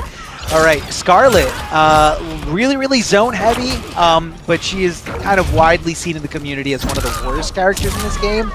A little sluggish there on that forward dash. I guess she couldn't get around that Shiva stomp thanks to that slight delay from Shiva. Getting a back throw and, yeah, hitting that crushing blow requirement there. However, that's not going to be available for the rest of this match. Teleport. Oh, wait a minute. Smart stuff. Oh, that's no. unfortunate. If it was any other character. Yeah, well, almost any other character, but Shiva almost, for sure. Yeah. She only reaches to the sky. Yeah, very specific up to, you know, all the characters up to have very different hitboxes, very different animations, startups, recovery, but Shiva's is definitely not one of the better ones to use as a flawless block of gaps. The Dragon's Dance trying to chip out as much as possible, canceling before that last one just to get a little tricky. Oh, that's going to be a huge punish. Scarlet trying to go for that absorb there, and Shiva not having any of it. Another little cancel. I actually just saw that may have been the first Shiva. Fox, I think, a couple times to Dragon Temple, but you utilizing the forward 4 as well. You know, putting that nice, quick, beefy mid on the screen. And these forward 4s from Blood Eyes, no mix that he's attempted has worked at all. And talk about hopes being deleted for that round. That is just guaranteed damage there, because you have to respect the anti-armor breakaway, and H-Dope is making this work with this, you know, shield-style Shiva that's got a mix of kind of everything. Yeah, a lot of utility here. Oh, here comes the stomp. Yeah, and just gonna teleport, but this time, she actually, it looked like it might have been an input error. You know, she accidentally teleported the second time, rather than just getting the regular punish, or maybe she just didn't want to deal with it. It didn't work.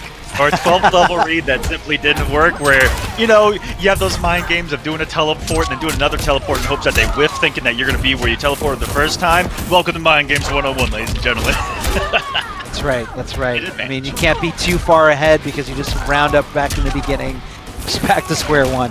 All right, trying to throw up some Dragon's Dance, but H-Dope getting a little patient here, just canceling out, and wants to get, you know, wants to make wants to reduce that gap between himself and his opponent, wants to get the pressure going here.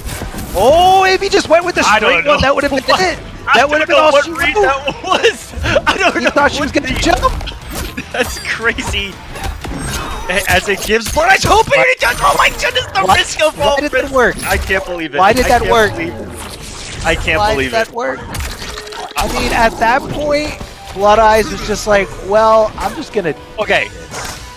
I have a hard. I'm just gonna do it. H-Dope may have read, because Blood Eyes did 3 times in a row. Is it 4-3-4 or 4-4-3? I can't remember off the top of my head, but doing that string 3 times, if I remember correctly, exactly in a row, into parry. Even after he had shown that he'll up 2 it, or up 3 it, was still committing to it. I think 3 times in a row, and then right there at the end may have made a hard read. That's what was coming, and could have done a down 3 or something to get some hit advantage with a low. That's maybe, but could not be the case as well. But that's that I know is one thing that was on the back of my mind, was that mind game in that exact spot right there. And then when you think about it, and you're like, if he does it again, what's my option for it? And then you do that, and then you still lose because he just made a really good read with the fatal blow at the end. So that's one reason where letting go of block may have happened right there, or messing up an up 3 or up 2 flawless block. I mean, yeah, it's pretty quick. You know, if you're not holding on a block in that very specific moment, A lot of options. You know, it's very, very punishable. A very, very risky situation, but he saw the payoff as, I will win this game, so I'm going to risk it. I'm going to go for it. And right now, H-Dope switching over to a different character, Cetrion. I didn't see the rest of the bloat out there. But right now we see some ground stompage. Regular boulder, which is included in her default build out, so that's not things specific here. But that ground pound really going to stop a lot of the things that Scarlet is trying to do. She's usually trying to set up some kind of zoning here from full screen. She can teleport anywhere or right behind you at any time. Yeah, this is, you know, just like Cetrion can. Yeah, but I say this is actually just a mirror match, and H-Dope probably just went to the on paper better version of Scarlet. He's like, I can do everything you can do, but it might be a little bit better here. I mean, I think it's kind of even insulting. the low profile. I think it's kind of insulting to Cetrion to say that this is any kind of mirror match, because, you know, we're talking about two completely... in a play style, you know, zoning with a teleport. It's zoning. Yeah. Okay, you want to sit back and zone and teleport? All right, cool. I'll sit back and zone. I don't know if he has teleport equipped. I did see the tornado, and I did see the ground pound. Or I'm sorry, the earthquake there. Regular boulders throwing up, very risky stuff. As you know, you can punish Cetrion for, you know, just straight boulder at most ranges, but you know, a lot of the times you're looking for the amplified portion, or you know, she's gonna not amplify it. Rolling over to the other side, but Scarlet does not commit big time to it. Cetrion left, leaving her opponent in a standing position. No access to wake-ups at all. Flawless block up 3. This could be the momentum shift that she wants. Back throw, is she going to back off? No, she's going in hard with those jumping kicks, but didn't see that rising boulder coming at her, just completely stopping any kind of offense, any kind of attempt to try to take that victory here. And now H-Dope 1 game away by switching over to Cetrion, you know, just kind of stopping Scarlet and everything that she wants to do, you know, throwing up the zoning, you know, like you said, Mr. Aquaman. You know, you're zoning, but I think I can zone better. Yeah, exactly. And be a little bit more active, put quicker, more active frames on the screen, and in a lot more places than Scarlet can, you know, with the boulders, Hell's Wraths. Although you did see a lot of Hell's Wraths, it was more ground pound, probably worried about the teleport a lot in that situation. And so that's just smart adaptation by H-Dope at the end of the day to make that pick with very specific reasons and able to execute that game plan is good Mortal Kombat, and it's good competitive Mortal Kombat. Blood Eyes making the switch back to Rain here, which I like. On paper, that looked a little rough. He wasn't able to get a lot going. He was about to have to bet really big at the end of that game, and he's already been betting it really big all set long. After that jump kick, could have gone for some craziness because Fatal Blow was a threat in that instance, but Dope's defense really good in that situation, and good recognition of where he blocked the jump kick, all these things that were on the back of his mind, and didn't blow it there with Fatal Blow active, and that rock finds its mark on the tiptoe of Rain, trying to close the gap. Just swinging back and forth here. Cetrion's got one of the best stand ones in this game. So good, so active, so fast. Crazy good anti-air. Trying to throw the boulder. Speaking of anti-airs, if that did connect, that would have been a huge crushing blow. Look at that anti-air, man. I mean, it just hits so flawlessly. As soon as, even with a character like Rain, when the character like Rain has a great jump in, oh man, these guys are looking for throw, down 2 crushing blows all over the place. Rain ending the combo here, the juggle, trying to stay right next to Cetrion, but Cetrion's not having any of it. She's just backdashing, staying away, as Rain is just trying to throw everything, including himself. My goodness, what a read right there. That's a big read for this particular matchup. It's a back-to-back robbery. Insanity from Blood Eyes. You had him make the absolute mad lad read. A full screen Argus punch and it's specifically to read the slower startups of the projectiles full screen of Cetrion, and it was against the only one that could have worked against Rain in that situation, but timed perfectly, and then you got the fatal blow, which isn't that bad of an idea the way he did it, Arma. If you backdash into it and you kind of max distance it, it becomes incredibly good off block. And there we see that same challenge again, because Cetrion's boulder, although it's a really, really good boulder with great pushback and a lot of chip, she has a really hard, a very slow time to, you know, pick up the boulder and throw it down in front of her. So if you've got a move that can advance you forward like that, you can really challenge it and really keep her in check. Of course, very risky stuff there. Look at the spacing. You gotta... Heed the elder. How it feels to do full screen Argus plunge with Rain is just betting it on the line, and you just yeet. Final round. Yeah. And pray to the elder gods. Pray to your father that it works. Yeah, you can, you know, a lot of moves are like that, like Kano's Kano Ball. Very, very unsafe on block. But again, it's kind of like the threat of that move is what does it. Big time teleport going into the big time crushing blow. Standing position, Rain is in. Thought a throw was coming, but here comes mid. Thought the throw again, and this time does cash in. Big time here. Gonna try to push her as far away as possible, but this time trying to go in as much as possible. Ooh, the call out. That was one of the first hydroplanes he did on block, and the call out immediately, and Blood Eye's not even ready for the up two. That was godlike afterwards, and the interruption by H-Dope. Immediate read, immediate swing right there, and that is another what it comes down to in this match. And as he takes it 3-1, it came down to a very hard read right there of just making a read on the tendency of your opponent. Blood Eyes used it against Dope a couple of times, but look at right here at the end as Dope's able to take it, makes a really big read of his own, reads the stagger, swings with 1-1, gets an excellent hit confirm, and that's going to be it. 3-1, GG's, game blouses. Yeah, man, that hit confirmed. A little bit of a pun because the flowers. No, okay, I'm good. Never mind. I see it. I see it. No, you know what? Let's just move on here. It's too early for a pun. You're right. I mean, it's not too early in the EU, which is where, you know, these guys are based out of. This is more of, you know, your regular streaming hours, your regular trying to get in there, trying to grind it out. So it's early for us. We're over here in the US. Time zones are a little different. But yeah, man, I mean, it's that Cetrion pick, I think, was just, it was, I don't know, man. I understand what H-Dope is trying to do with Shiva, but I could just see it clicking so much easier with Cetrion. And, you know, that's not to upplay the character or anything like that. It just seems like he's very, very comfortable with that. And I don't know how a player like that jumps from a character like Cetrion over to someone like Shiva, especially in a specific build where Shiva is a little bit more aggressive. Like, you know what I mean? She's very, you know, she's got the dragon stance and she's got the fireballs, but I feel like for the most part, he's not super zone orientated when it comes to Shiva. He loves using that shield bash, which is a very, very offensive move.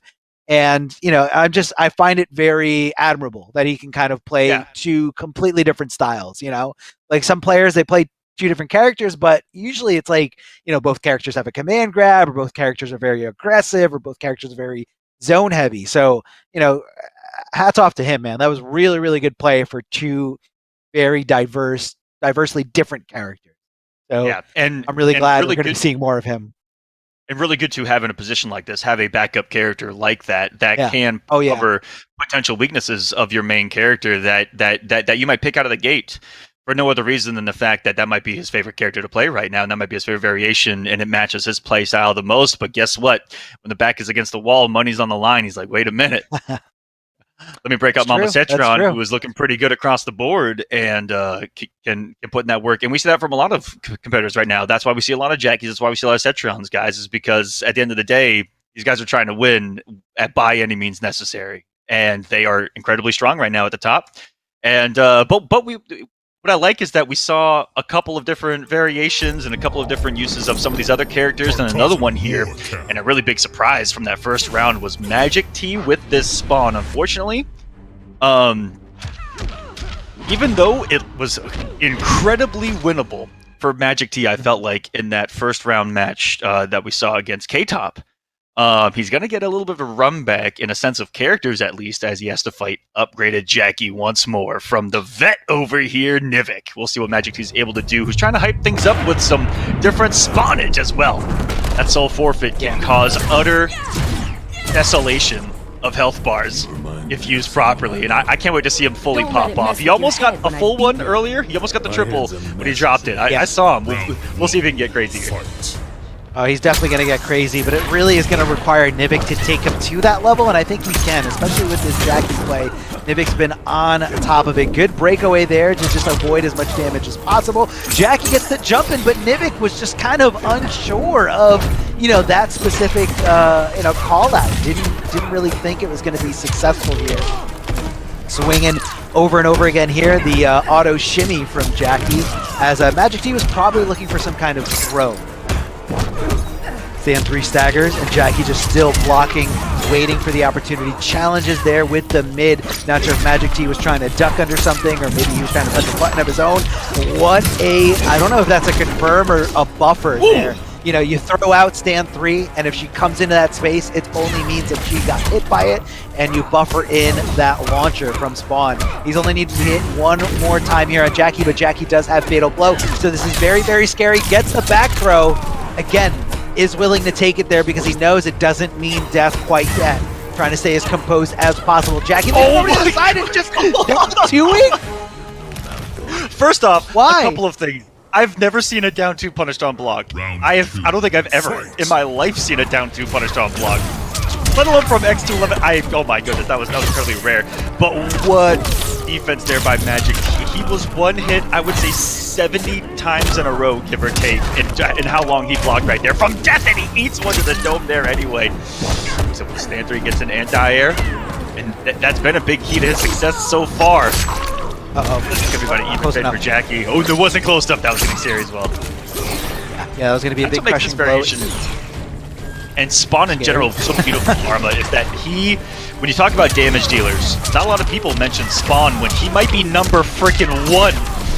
Not this round, but overall, this character can just... he can... Hey, look. He just wakes up in the morning. Yeah, and here we go. So again, when Spawn's eyes glow green like that, that means he can access crushing blows without having to fulfill the crushing blow requirement. Run. Listen, this is Jackie, but you might want to get out of there. He's like Herbie right now. He's fully loaded.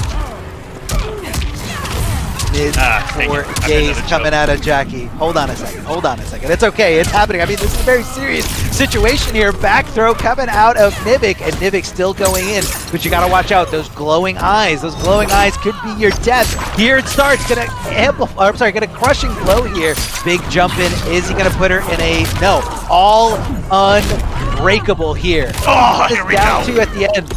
He decides to hold it. Doesn't want to deal with it, says, I will wait for the next opportunity. Are we going to see a fatal blow? No. Maybe here at the end, yes. Oh, okay. That's a lot of damage. Right back to you. I don't think it's going to be enough, though. Very close. Ooh, point 13. Oh, no, with the dot damage, that Ship Yoshiro could go for the block right there. Bets it all, and not like this. Jacqueline Faye breaks. Answering back. This has been, I love seeing this spawn, man. I love seeing this spawn. It's so hype. For how small of a character Jackie is, we're looking at 2 heavyweights in Mortal Kombat 11, and they are throwing not just like haymakers, but they're throwing like body blows at each other. 40% combos back and forth, and it's explosive. Yeah, man. I mean, these. I would say maybe Spawn's not as much. Definitely a heavy hitter in terms of like what his damage output can be. But this is just such a great treat to see this character, and especially to see this variation being utilized because you're giving up that bar for the rest of the game. But it is you do it in a round 3 situation, especially if you haven't used any crushing blows yet. Like. The combo potential is out of this world. The combo potential is insane. And, you can even see when he took half her health, like he did not give her an opportunity to break except for the very end of the combo, which at that point he's like, no, I want you to break. I want you to break so you don't have the bar. Yeah, and that mind game that one little read by Nivik to not break away is probably what saved him right there. Yeah. That one close. Definitely very, very close. Look at that way that Nivik just kind of walks back and just trying to make Spawn whiff, punishing accordingly here. I mean, that's someone who's, you know, very patient and very confident about dealing with jump-ins.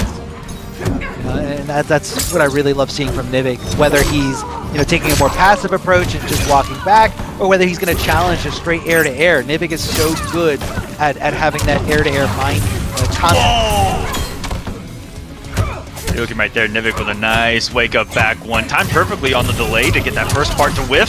And you get a nice side switch to Nivik with pressure in the corner. Big whiff by Magic T, and this is falling apart. The big whiffs by Spawn. You guys were talking about it earlier. One of the biggest weaknesses, and kind of rightfully so, there's a couple of archetypes like this where they put out a lot of big, beefy, advancing strings, and one weakness is, you know, that they have a lot of recovery. So these very mobile characters cause really big weaknesses for characters like Spawn that some other characters simply can't do because of it. Yeah, you got to think twice about swinging with Spawn, you know, when you have a character so quick and so agile like Jackie. And look at her just going all around the screen, trying to do as much damage as possible. The throw attack here from Magic T, super duper clutch in this scenario, because right now you don't want to go down 2-0 against Nivik. You don't want to go down 2-0 against Jackie. Is he going to tap in and forfeit that soul, or is he just going to try to win this the old-fashioned way? Save that for round number 3, if we even get there, as Nivik can give him the opportunity to even try stand 3 staggers successfully twice in a row. What a normal. We could talk.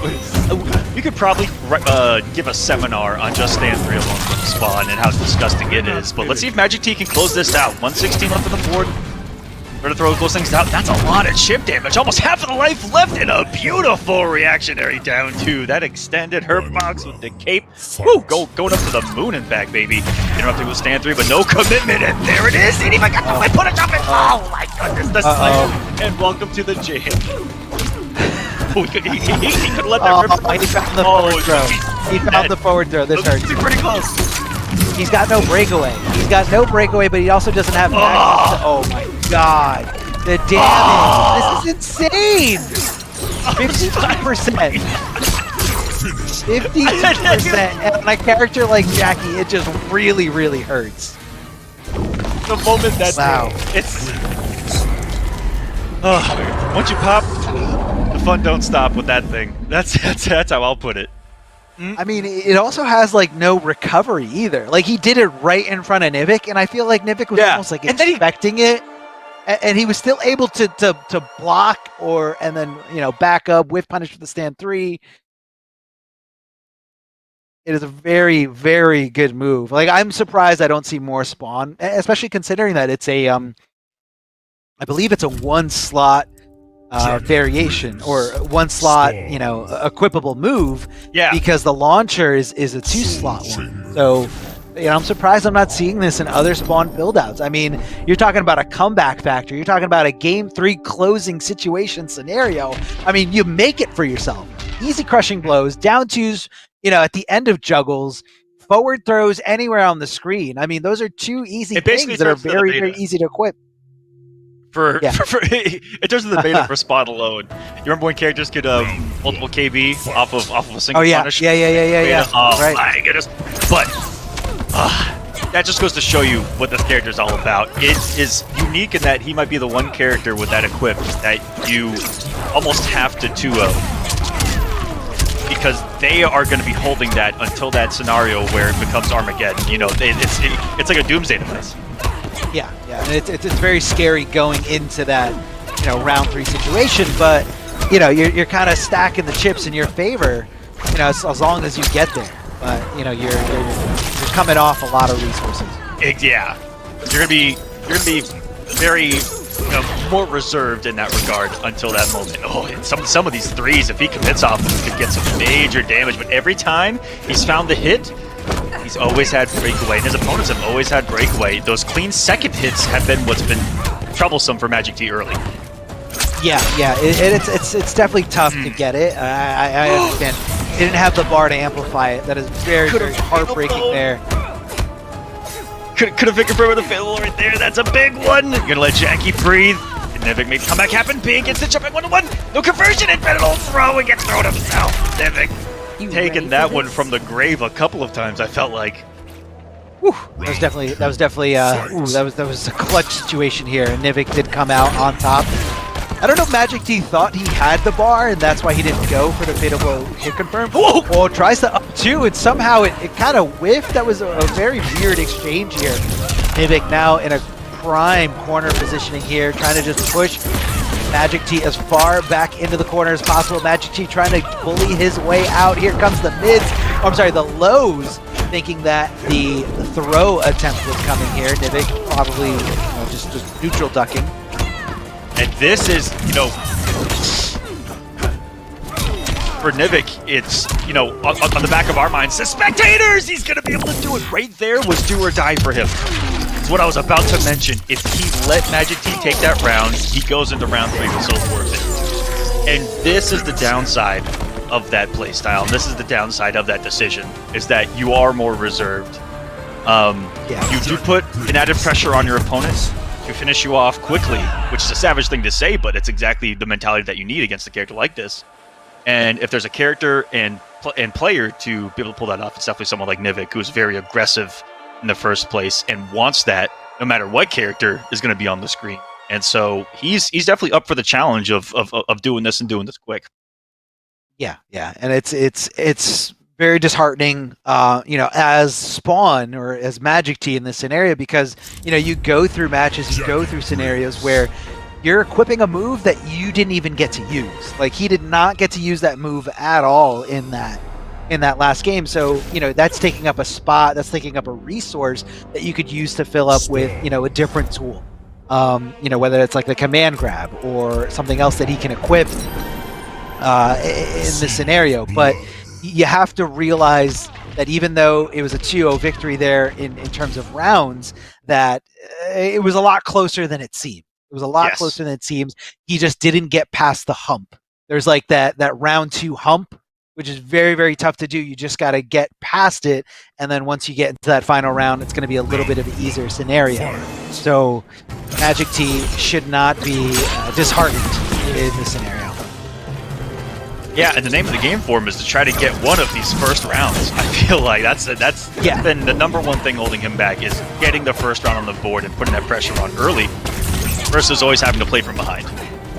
Yeah. Always having to rely on a comeback.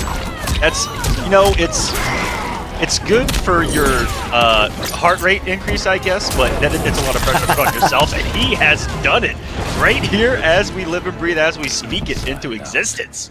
Takes that round convincingly, and now he can pop and go off if he wants to. Oh, beautiful down 1 anti-air. Just a little bit of a conversion here in the corner. Trying to back off, and there it is. Finds the hit. Not going to amplify because he's going to hold onto it, or on block, as you see in this scenario, to put himself not in too much danger here. He's just stopping everything. At that stance range, Max, he said no danger. He said no danger. No. You can't hit him. Not. Those chains do not count as a part of Spawn in terms of, actually making contact and hurting him. He's just going to extend the hitbox and not the hurt box. But Nivik, making this huge comeback here, able to connect big time, but hold on, he still has Fatal Blow. Both players have Fatal Blow now, rolling away, trying to just get away, and wait, what? No. It range! Oh, it whipped! No! Heartbreaking, absolutely heartbreaking here for Magic T. I thought it was done, I thought it was over here, I thought we were in game number 5, and he just hits it again! Wait a minute, no, he didn't convert it to full damage, leaving damage on the table! No! Oh. In any way but this. In any other way. Oh, I can't even talk about it. I don't want to talk about it. He's gonna pop it. He's gonna pop this soul forfeit. He's gonna get those easy crushing blows that he hasn't used at all so far in this game. There it is. Popped it. Eyes are glowing green. Here comes the danger. As Jackie just decides to leap into it. That's going to be a crushing blow here. Easy damage, no problem. Down 2 does get the breakaway, so not able to trigger that crushing blow. And that was definitely a do or die situation here from Nivik. Had to come off those 2 bars, had to come off those resources. Swings, but doesn't go for the full thing, doesn't go for the full effect, the full combo. But right now, leaving some damage on the table, trying to down 1 anti-air, but nobody's home. Jackie just squiggling her away from it. Down down to crushing blow. That will be all she wrote, but that was still absolutely frightening. For Nivik, in round number 2, for Magic T, I like what he did in round number 2 early on, where he was even in our minds a little bit, where I was like, all right, pop it, baby, pop it. You have the first round, you get a hit, immediately go into it, and then the pressure and the threat is on. But he actually kind of took a step back and was just like as if he thought that that's exactly what Nivik was thinking too. And so Nivik, automatically assuming that he's going to be trying to pop a soul forfeit by any means necessary, is going to read that he's going to get really aggressive. And so what Magic T did was went back to a little more reserved pressure, and stand 3 pressure happened to be in the corner, which is the exact spot to do this. But didn't want to let Nivik breathe even then, which I thought was really smart. Unfortunately, almost gave away the entire round off of a couple of miscalculations and spacings, but able to close things out still with the soul forfeit, because you saw that health leads don't matter, nothing matters when it's active. He can just obliterate you off the screen. It was fast, man. It was very, very fast, and because of the damage potential when that soul is forfeited, when that 1 bar of offensive meter is completely forfeited for the rest, it's very you're so willing to come off that breakaway a lot faster, because he's going to give you very little opportunities to do so, which is why you saw Nivik going for it. But when you lose that resource, you lose a lot. You can't roll, you can't wake up attack, and your movement and your decision making becomes a little bit more restricted, a little bit easier to predict. Enter our first. It's our first game 5 of the top 8 so far? I believe so, man. Definitely got me excited. Going for a regular forward throw. Yeah, man, they're trying to keep that corner positioning here. But this is one of the few stages where you have pretty good escape interactables on both sides. So corner not going to mean as much in this stage versus all the other ones. Again, Mortal Kombat very unique in that way that the stages all matter. The stages are definitely not the same. Nothing the same here. I mean, you have interactables that hit overhead, low, you can move around, use invincibility frames. So you really got to pay attention. Swings! Does get the hit, but I guess just preemptively going for a stagger. Patience by Magic there. Only at the 13%. Jack can go for the side switch. Speedy do it. Dot damage really good for Magic, not to panic. Oh, this is scary. Scramble situation, both are swinging. Just safe. 10 seconds left on this clock. Oh, someone's gonna have to get risky. There's dot damage coming down. Okay, it is enough for the kill. That got me a little bit worried. That dot damage can scare me when you're at about that range, because that stuff can add up quick. But now we got a match point now for Magic T. And here's the exact same position that he was in last game. Darth Arma, is he gonna pop this early or save it for a round 3 only? I feel like it's usually a round 3 specific thing, especially if he's got like a little bit of a life deficit here. I don't think he's going to come off that resource. It's way too precious here. Oh my god, Nivik just all offense here. Throw, escape. Yes, going to buy some time. Going to wait for that slowly rebuilding defensive bar to come back. Hitting that stand. Nivik just trying to back away, not trying to block anything here. Magic T starts swinging, but unfortunately in the recovery ends up getting punished thanks to that roll away from Nivik. Game 5, final round situation here. Everything on the line here. Both players on the brink of elimination. And there it is, baby. Pop it. Only one offensive bar for the rest of this game, but all you need is the one hit. Well, now that he doesn't have breakaway, you only need the one hit. With a 950 character, let's see if he can pop off. If he can land a hit for Nivik, it's just going to be a tale of survival right now. He needs to get the hits himself, cannot let this character even breathe. And just like that, one wrong decision, even though you've got the breakaway right now, look how much unbreakawayable damage is about to come. It's about 400 guaranteed. Exactly 400 guaranteed. Oh, it hurts. Oh, man, does and he that still hurt. has 14 of them ready for you. Yeah, he's still got more crushing blows if he needs it. I mean, Nivik is literally one throw away from dying, or a regular hit away from dying, but he's making this comeback down. 400 damage was guaranteed. He's dead, he's dead. We're not finished. Oh KB, my no god. KB. Finish her. Sniped out of the air, and Magic T has done it. Avenges his first round loss on the winner's side to this character and gets the soul forfeit going in these final rounds. We got the friendship, hellish desires. And Magic T gonna take this in an explosive display of this game. 400 damage combos minimum, I felt like there. It was a beautiful sight. It's really, I mean, the routes that you can take to get all that damage is just insane. I mean, it can come from a throw, it can come from a regular hit, it can come from, a lot of times you see, in this game when you anti-air someone, especially a character like Jackie, it's hard to convert into some really good damage. But if that soul is forfeited with soul forfeit, giving him access to those easy crushing blows could mean that he can really, really do damage when he hits that down one or stand one anti-air on a character like Jackie. And it's just so scary. It really makes you second guess your offense. And I guess that's a little bit of what I saw there from Nivik, where he wasn't as, in those round number 3s, he wasn't as willing to jump in. He wasn't as willing to go crazy and just do the Jackie thing because he's like, oh, I could die. And literally one decision could mean I'm going to die. I can't believe I'm going to say this, but it's like the perfect thing to say. He didn't leap in because of the implication. If he gets hit one time incorrectly, he dies, and that's what the implication is. Yeah. But you also see that it complements Spawn's offense so well because those KBs are off of almost everything that he's going to use anyway, and the pressure that's already so strong about the character. The 1-1s, the 1-back-2 has the crushing blow. The throws, strike throw off of that. You've also got the low start of that leads up into the crushing blow, and so all of that just complements it so well, I feel like.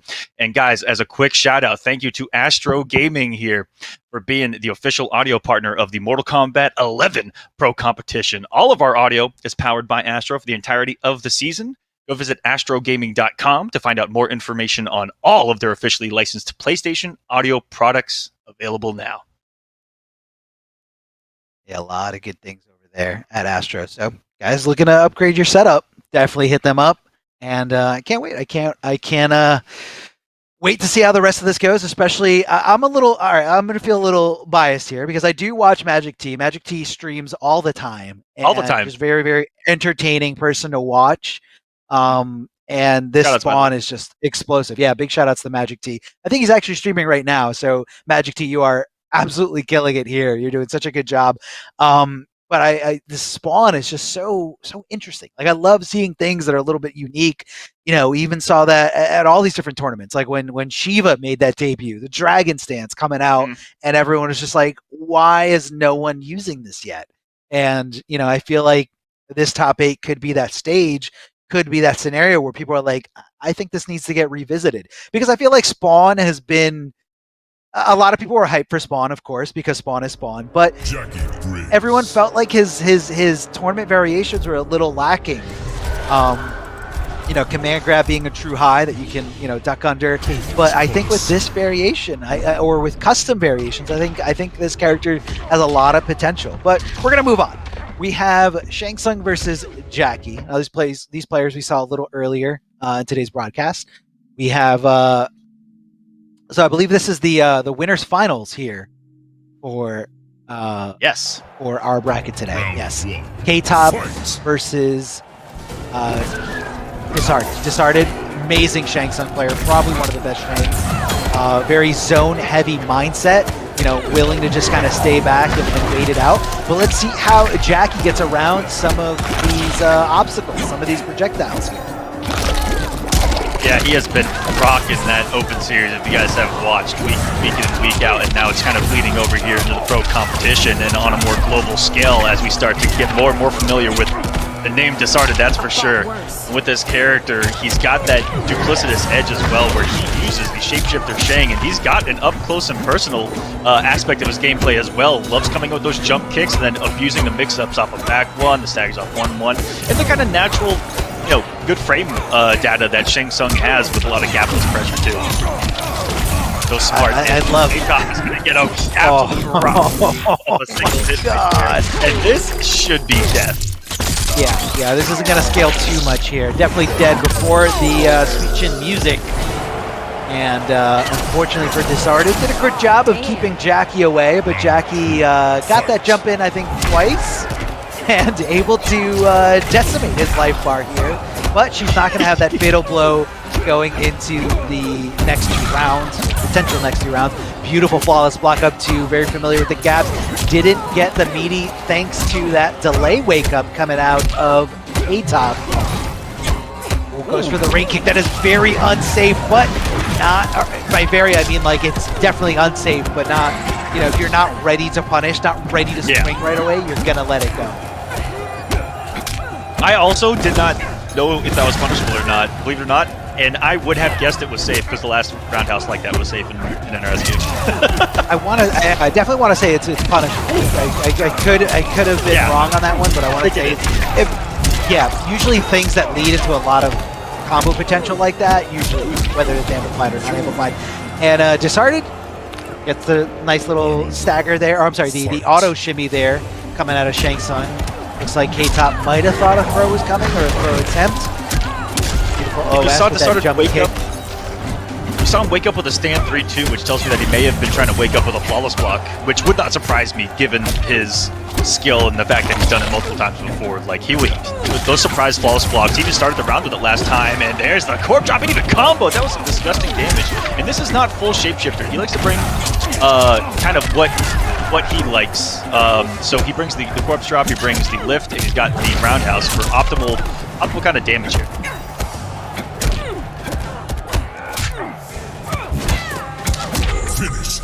Ah, beautiful stuff there. That's if I remember correctly. I believe that he picks and chooses which of the ninja abilities he wants to use rather than have them all, because he likes having the ability to have everything else that Shang has. And that's why you see the corpse drop come into play, you see the lift coming into play, and they're for very specific reasons. He's always looking for max damage. The slide gives him the mix-up off of the back one, which turns to a 50-50, which can open up a crushing blow launcher. And so this is that Russian Shang, Arma, that I feel like you have to say Russian Shang because they came in with this style and really showed us what it was all about back at NEC when On Kratos came over, and we were like, what is happening? And why is everyone dying? And that is the style of Shang Tsung that is perfected over there, and these guys are just playing a different game, it feels like sometimes. Yeah, I remember the level. Shang, that Shang taking it. I believe the biggest upset of that weekend was when Arn Kratos knocked Sonic Fox into the lower bracket, and everyone was just taken by surprise. That's a huge victory in that sense. And of course, they have a lot of matchup knowledge against Jackie, as that is who they run into most of the time in these European brackets. That's for sure. A lot of knowledge among the higher tier characters, but even then, you see these guys go back and forth. Definitely winnable here for K-Top. Disheartened, I think, coming in, if you were to, on paper talk about who the favorite might be coming into this, Disheartened definitely, I think, has the edge, given the multiple wins he's had recently in these tournaments against these very same players. Slide, beautiful side switch, and the jump too from Shang. That thing is an enigma. If you fought in the Shang and had to deal with his jump in mind games, just like he's using here. Yeah, you end up respecting the jump kick so much because he's it's so active, and it's so good. It's so good. It's definitely one of the best jump kicks in the game. And then once he knows that you're respecting that, then he goes for the tricky, jump 2, so he can continue his turn, not just give it up after you block the jumping attempt.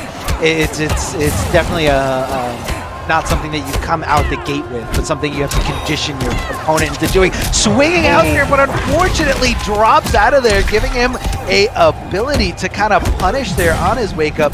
Goes for the empty jump low here. Love the empty jump low. You saw the roundhouse canceling pressure. Looking really old school out here. And it's just an added element to... Oh, that was dirty from K-Top, who did that nice and low to the ground and was able to get that jump in to come before the stand 1 attempt, it looked like, from the started. Try to anti-air. In a bad spot here, back to the wall. He swings out of there with 1-1. Hey, why not? Swinging out there, swinging for the fences, and he just did it! The roundhouse kick! Able to get... He waited a little bit. He waited a little bit to get him to press. That was beautiful. so good. So good. Disheartened looking incredible here. Jackie saying, no, I'm teching this throw. Get off of me. This time gets the escape failed because he went with the more less obvious out of the corner throw here. And gonna continue to throw. 3-point conversion. It's good. It's totally good. And Disheartened making a statement there with that brutality. Can I get the camera on me, producer? If you can hear me. Let's see. This is a big test. It's good. It almost looked like that he was doing that in the beginning, but then it turns into the rainbow arc. Yep. To the friendship arc. 3 points, baby. Easy 3 points. No problem. If Shang Tsung. if it was any later in the evening, I could probably get a nice goal out, but I really don't want to wake up my neighbors right now. Was the 3-point conversion there an inappropriate reference, because we are in the EU and we just reference that is true. a sport that they don't play, a sport that they actually probably hate, and they're like, what are you talking about? What is this reference? With good reason. I mean, y'all got it. American football. If anyone's in the EU and you're like, what are you talking about? It's American football. Field goal, 3 points. There it is. Oh, we're seeing some Terminator. He scored 1 point. He scored 1 point. There we go. Or 1 point at the end of the after the touchdown. So we're seeing some Terminator. This is a character that's been, slightly, I think slightly buffed with, yes, the teleport there. Teleport definitely going to be one of those must-have abilities because it gives Terminator so much mobility. Now, normally before custom variations were a thing, Terminator was seen as one of the most immobile characters, but he's just a straight-up mixed machine. On top of, being a literal machine, he just mixes you with lows, overheads, mid-command grabs, regular command grabs that hit his eyes, that he can place you anywhere else. You get a fatal blow to make sure that this is going to do enough damage. This is going to scale, but it should be enough. What's the scaling on it? That's death. Here comes the next thing. That doesn't look like it feels good. Round 2. It's okay. He didn't feel anything. He's a machine. He didn't feel anything. He's good. I love how they still react. Oh, there it goes. Mid-command grab thanks to the running man. That's to make us feel better. Arma. That's true. That's true. That's the humanize them. Ermac conversion here, down to at the end to, cash in big. The teleport not super fast. Like, it's definitely not like a Cetrion or a Scarlet teleport, but again, it's more about mobility. Like, you can get in there. Oh, I love the ground pound there. I feel like this Terminator has a lot of it. I mean, at his core, he's, with Running Man, he's got the mix machine aspect. Teleport, he's got mobility. And, at the ground pound, he's got some zoning. So I love this loadout. And I don't think anyone should ever downplay Terminator ever again. No, not yet. Big jumping kick, though. I don't know what he was doing, but the last thing he was doing was blocking. That run grab has a KB on it, but he has to run a certain distance. So it's one of those things where if you respect it too much, he can burn you, and if you disrespect it too much, he can burn you. It becomes some cool mix-up opportunities. This is a big pickup for Disheartened. More importantly, having this corner position, and that was a disgusting read. Hard read, paying off for him there with the wake up down two. Knowing that he wants to get that early jump kick out, but it's trying to meet him with active frame. So smart. Disheartened is like looking hard for, the running man grab again. Love the conversion. 1-2-1. Hits him with the overhead and able to go right into the ground pound. Okay. I love this. Okay. I don't think anyone out there can downplay Terminator ever again. Yeah. This is...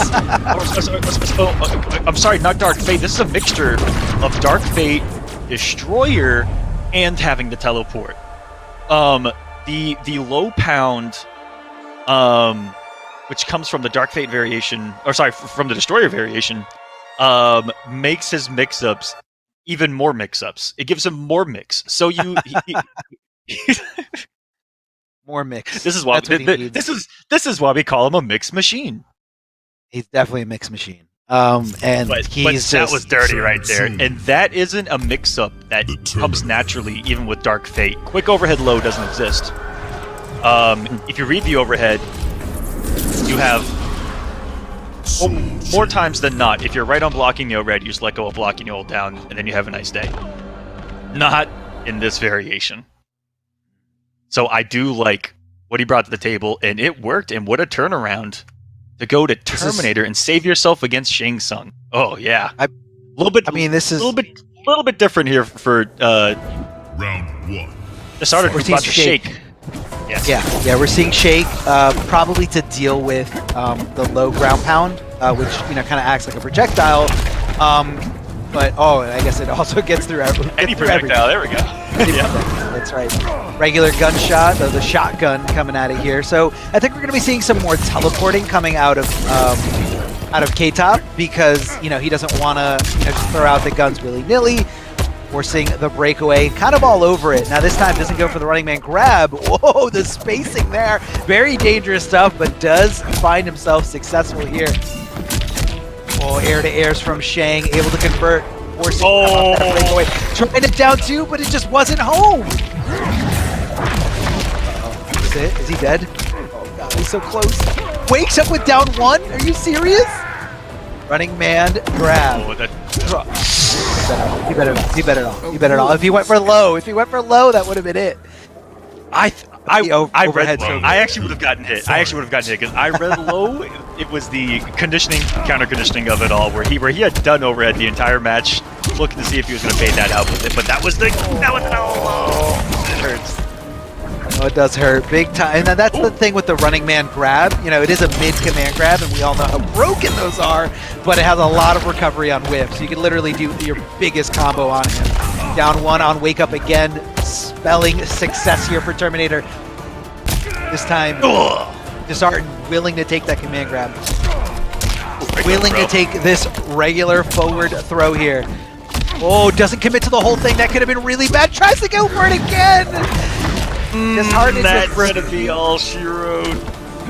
Disheartened just refused to block low. And with good reason. Honestly, with good reason, because very rarely did K-Top go for the low option. I mean, most of the time we were seeing overhead and command grab. And, I don't think that he implemented that enough for him to be scared to go for the low. I mean, but if there was ever a time to just go for the low, just one time, was at either one of those round 1 or round 2 enders in that final game, could have been a completely different outcome. So and those everybody can go back to downplaying Terminator. He's not good at all, and he definitely needs buff. Never mind. So, we take back everything that we said in the chat right there, by the way. But it came down to him throwing let's say rock. He threw rock 3 times, and then in a final decision threw rock again. That's exactly what happened every single time. Was that he was like, you know what? There's the threat of scissors. I haven't thrown it all game long, and I'm still gonna rock. And then he papered and lost. And then you walk away. Good old rock. Nothing beats rock. A great Simpsons reference there for you guys. But I want to give a big shout out to PlayStation 4. PS4 tournaments are happening all the time. Mortal Kombat Pro competition is presented by PS4 Tournaments, so check out the PS4 Tournament Open Series. If you guys go to the Competition Center, which is the one destination that has all Mortal Kombat content that gives you an inside look at how top players play, and you can check out tips and tricks for players of all skill levels. All you guys got to do is go to compete.playstation.com, sign in with your PSN ID, and it's that simple. You get to see all the different games that have, again, weekly competitions, not just Mortal Kombat, not just fighting games, a lot of different genres. So a lot of great content for you guys to check out there. Head on over, sign up for tournaments, have fun, and that's really what it's all about. Because you're going to be at home playing these games anyway, so you might as well have fun doing it. Meet some friends, level up your game, get good, and that's what we all love to do. We all love to just get good at these games. Man, what a Terminator pick. I hope we see a little bit more, because that was winners finals. So K-Top is going over to the losers finals, where we will see him play the winner of this lower bracket here. Is it this one? Are we in loser semis? I believe so. It's going to be Magic T going up against H-Dope. Now, if H-Dope wins this, I believe is the brother of K-Top, and they will have to fight in losers finals if he gets the victory here. Can I just say something? I need to say this at a professional level. That having a brother that plays with you is broken. Unfair. It is an unfair advantage in competitive Unfair. combat. Look across the globe and prove me wrong. I want you to look across planet Earth at every Mortal Kombat community and watch some twin brothers rocking everyone's stuff. Doesn't matter the region. It doesn't matter. I definitely agree. I mean, it's imagine having access to like not even just like exploring matchups, but also just like, hey, do you want to play? Because like, and you get to play in like an offline setting for most of these situations or most of these cases. You also have someone who's just obviously going to be your number one supporter because as your brother, that they want to see you succeed because it's kind of like your success is their success. It's a little bit of an extension of your glory, your legacy, your legend. Just going out to the rest of the world. So yeah, you have shout outs to all the brothers that love to play these games together. There's so many. There's so many. It's ridiculous. We got Magic T kind of picking up where he left off here. And in what is on paper probably Spawn's most troubling matchup. I think H-Dope came out of the gate with a wonderful pick here. Just the on-paper annoyance for Spawn, the low ground pound going underneath the projectile, etc., etc., etc. Insert the things that make Cetron good that you guys have heard 1,000 times in a row by now. But we'll see if Magic T's big bet of all the damage on planet Earth and all the damage right now is going to work. I don't know. Let's see. This is Cetron. Cetron's really good. That backdash, literally like no one else is, and that's going to be a very rare crushing blow. The requirement for that one is actually for it to eat a projectile, and if you amplify it, that's going to be the rocks right to the skull. But now, I think the ball is in Magic T's court. He hasn't popped Soul Forfeit yet. This is a final round situation. A lot of crushing blows still on the table. And there it is. He's going to pop it, and he is definitely willing to take that punish. Absolutely no question about that. Yeah. Because at the end of the day, what's 100 damage versus like 550 to 600? Exactly. It was literally nothing per touch. Oh my god. I don't know how he's still pressing buttons. I'd be so scared. Doesn't go into the string. Oh no. Thought that she was going to break away. He's fishing for the breakaway, and there it is. Now if he gets hit, he's going to die. One forward throw, one hit, he is going to die. This is so scary, but Magic T has to get in first. He has to get in, and there it is. The stand one stopping his offense. The stand one is so good against anything. Cetron just throws it out there.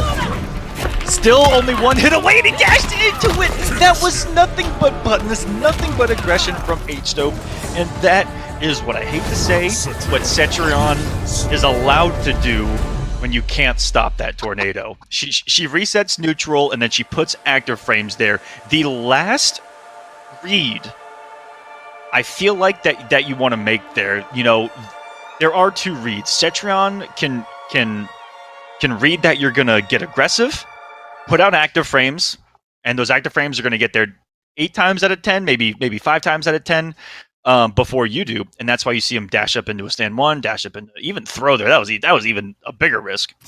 Or Cetron can backdash, reset neutral, and still put active frames there for you to dash up into if you feel like getting aggressive. So dashing forward like that was telling me how much pressure he was feeling, but in that particular matchup, I don't think it was one of the smartest decisions. He was trying to go for the throat, he was trying to get him in the jugular with the immediate pressure, but the matchup, I don't think was allowing that at the time. No, definitely not. And I feel like Magic T just got too aggressive there, and I feel like it was because H-Dope was so composed that Magic T was like, all right, I forfeited Soul, like, you should be scared, you should be running. And he was kind of expecting Cetron to like try to back off, but H-Dope said no. Like, I know I'm one hit away, but I'm cool. I'm chilling. Down to crushing blow. Big damage, able to come out of there because of the breakaway, and now is going to have no resources here for quite some time. No wake up attacks, no rolls. as Cetron just kind of goes in there with her offense. H-Dope looking incredible here as Magic T is just getting pushed over and over up against the ropes. Magic T fighting his way out, able to convert, never mind, drops it there because of a weird airborne wonky situation. You hate to see it. You hate to see it. Ooh, that was a beautiful read there. Another one, and just kind of a natural read. Cetron, when she gets her back to the wall, definitely looking for a teleport. He scouted that perfectly. He's loading up a lot of those shadows with the crushing blow. Only one more shadow could do it! That could have been risky for H-Dope there. One straight shadow trade is going to be it. This is mercy. One more projectile for either. Oh, it's the Hell's Wrath that closes it out. Heed the elder. H-Dope So takes the top. intense. Such an intense moment there at the end. I mean, you could cut to tension with a knife. These guys just didn't want to give up anything. And I don't know how H-Dope did that forward dash throw. Like, in that situation, in that scenario, like, everyone's so willing to press a button, but he just had the perfect read on his opponent. Magic T whipping that. Here comes the micro dunk. Aww. And then the armor break at the end. Add insult to injury. This is insane. Oh, that was like 4 resets in a row. Oh. It hurts so bad.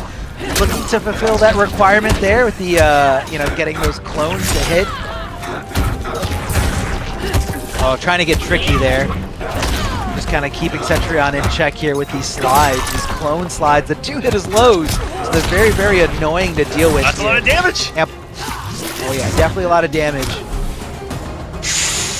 Little poke. That was Nothing okay. wrong with that. That Tell me. Armor, this is gonna be a big read. That only worked, and I could be wrong. That down one only worked because Cetron didn't have the space to backdash out of it. She backdashed into the wall and couldn't go back any farther, and then so the forward 2 was actually in down 1 range. But usually that stagger in the backdash, what he just did right there is to force a blow up of a counter poke. Ooh, he got lucky. Okay, so if he wasn't in the corner, it would have whiffed. He would have recovered in time to swing her own buttons, which are really, really good. Like, you guys can't downplay this anymore. Like, her buttons are so good. It's just a fact. Look at the frame data, and it's a fact. She's got the active frames. She's got the startup. She's got the captain. Wake up, wake up. But one thing that Magic T has more than anyone here tonight is damage. She's gonna be able to survive this. It's close. I mean, hers scales a lot. I think he's alive. I think he's alive. I think he's alive. He's alive! He's alive! He's got less than 1%. Half I don't even know if he can teleport there, because doesn't he go through the ground to teleport, or does he go up? I can't remember. No, he goes through the ground, but I don't know if he's actually able to get hit out of, like, the animation, or if he just becomes, like, a ghost right away. Like, like Martian Manhunter. Yeah.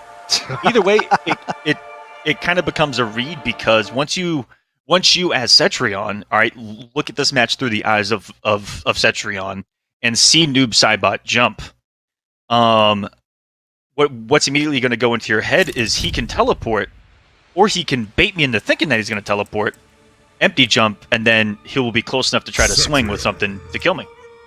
And so I think, counter, it all comes down to that quick decision making in those moments where he goes, okay, I'm going to call him out on that bluff, or that potential bluff that may not even exist, but you have to make this read, and I'm going to ground pound. And it was read perfectly. He landed right into it. It was chip.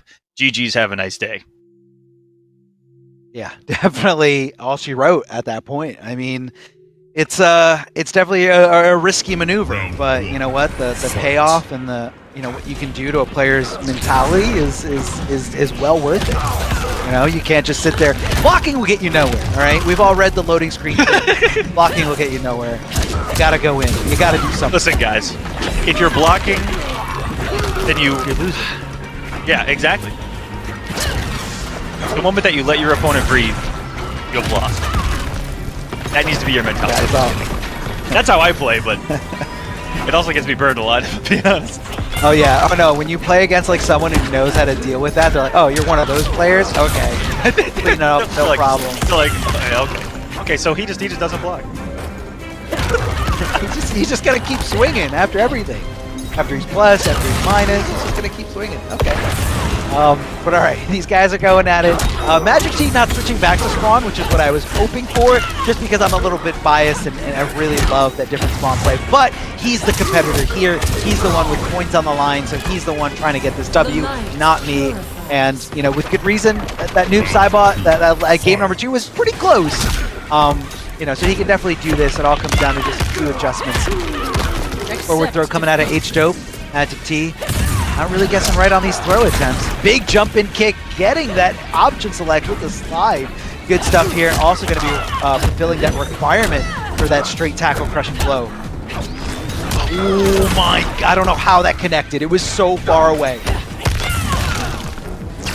Noob Cybot calling in the assist armor. That's what happened. Is that fair? This is a 2v1, but this is an Elder Goddess we're talking about. That's true, that's true. She's pretty overpowered. She's pretty good. Lore-wise, I'm not saying she's broken. Please don't get upset. She's pretty good. There's her analyst on the situation. Walks up, trying to jump etc. on there. Going into active frames, that's what it feels like moving forward against her. There's a fear of there always being something active when you move forward, and so anything that moves you forward, any risk to press a button, it can make you second guess it, and it gives Cetron a little bit more breathing room. Luckily, he was able to survive right there and get aggressive enough to land a couple of hits. For Magic Team, you guys can already see the playstyle and the archetype that kind of he is, which is big damage. He likes to have a lot of big damage and use the threat of that damage to get his opponent, open up his opponent, and get to that damage. He's also a Baraka main. Magic T actually, I think, primarily plays Baraka, but you're never going to see that in this matchup. That's why you see someone like Noob Cybot here, who has a counter zoning tool that leads to a lot of damage. That is exactly the Magic T way. And let's see if he can close this out, because all of what I just said is starting to click here. Yeah, I definitely see it here. The gears are spinning here as Noob Cybot gets some good damage, trying to go for a throw, but maybe a little too obvious here. H-Dope one step ahead of him, cashing in big time here in the corner, making sure that damage packs on as much as possible. Good challenge, and that's what I'm talking about there. That boulder from Cetron can be punished. It can be punished, but everyone's so scared of the amplification. But if you look at the risk reward, if you look at what do I get if I guess right versus what do I get if I guess wrong, you're going to take one stray little hit from Amplified Boulder versus a full combo punish like we just saw from Magic T. 1-1-3, ending it with a fatal blow, ending that game, and that was just textbook incredible punishment here. So good. So good. That is knowledge. That is matchup knowledge. I've also never seen that conversion into in the fatal blow there by Noob Cybot getting, what was that, the stand 3 or the stand 4 into it? That was pretty. Still able to close things out. Magic T stays alive, and it was off of what he brought to the table that Spawn didn't have. He had the big full screen anti-projectile read and the massive damage, and now K-Hope, or sorry, H-Dope. I keep saying K-Dope. I want to say K-Dope because of K-Top. I'm so sorry, guys. It's only because they're brothers. Yeah, I think I either made or almost made that mistake earlier. I was like, I mixed their names together. That's just what happens when they fuse. That's what happens when they fuse together and, you know, enter a 2v2 tournament. they change their name to K-Dope. K-Dope? H-Top. Oh, for sure. We need to make that happen. H-Top, K-Dope. 2v2. The brothers. Oh my god, we should put on an exhibition where it's like only the brothers. The connection will be terrible because they all live really far away. I would love to see it at an offline event one day where it's just all the brothers of the world going at it. That's a jail, and that's. I just looked up and watched a murder happen as we try to break that down. Great pressure by H-Dope too. It's gonna lock him down with the forward 4 there. In the hit advantage, caught Magic T trying to swing and probably swing with 400 damage of his own to try to get back to the match. Ooh, love the whiff punish there. Could have got a little bit more if it was a normal. And look at the patience here from Magic T. Look at the way he just walked back, no problem. Able to punish as best as possible, getting some good damage here on that Shiva stomp. It's unblockable, but it definitely has recovery. You guys just gotta lab, okay? Just lab it, no problem. Walking back, walking out of danger. Hold the phone here. Magic T Fight. in full control here after that last round. No way you're feeling good if you're Shiva right now. Oh, he reacted right there. And very rarely do you see that reaction work on a normal, but because he did that sweep during the startup, had some nice juicy recovery, and now Magic T starting to crawl out of this hole that he's found himself in. And H-Dub, I was a little surprised that we saw the switch off of Cetron that was doing the work.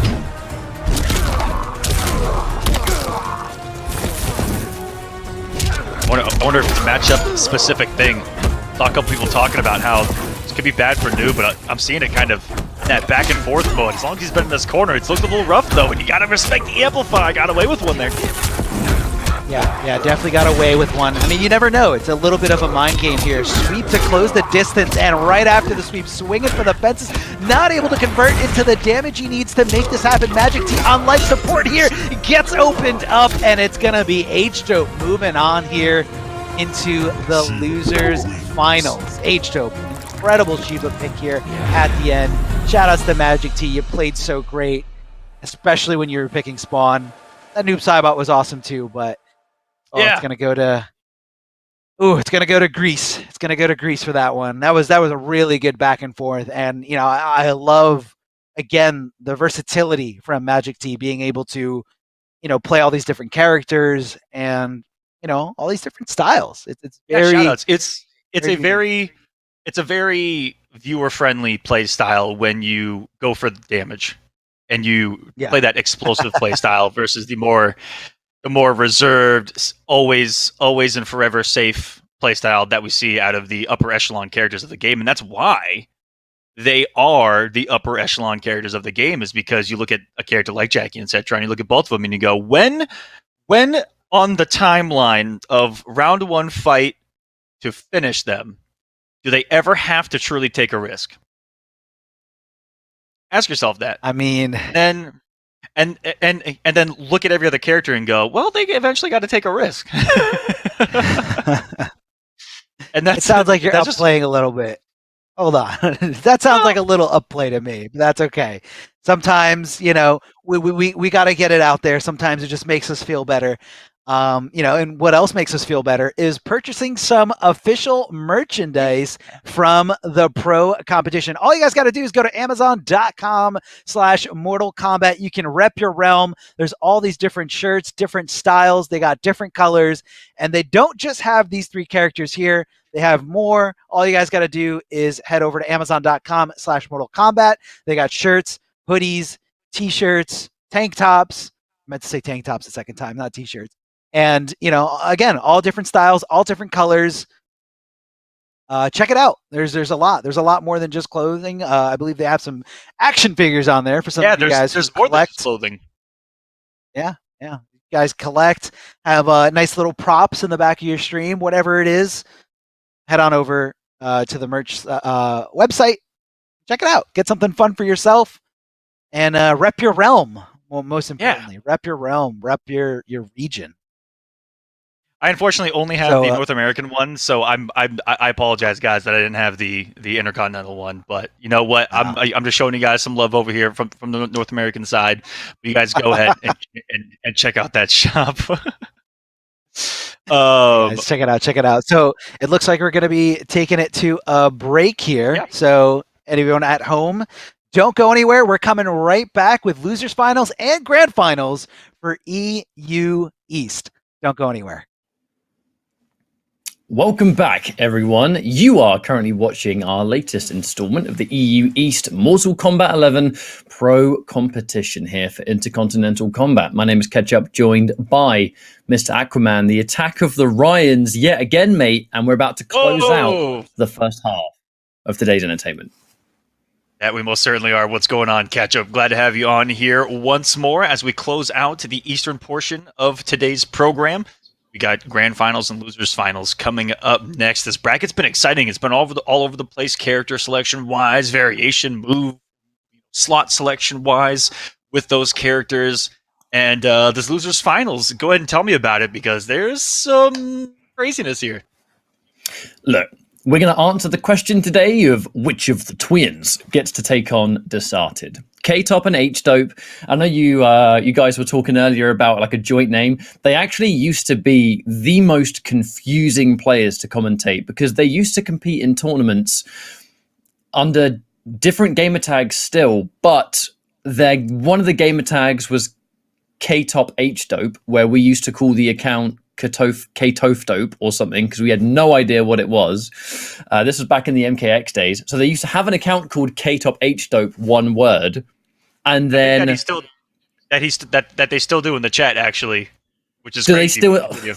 Yep. So they have accounts that are just as confusing, but here's what's another layer of that, I think, as they go head to head.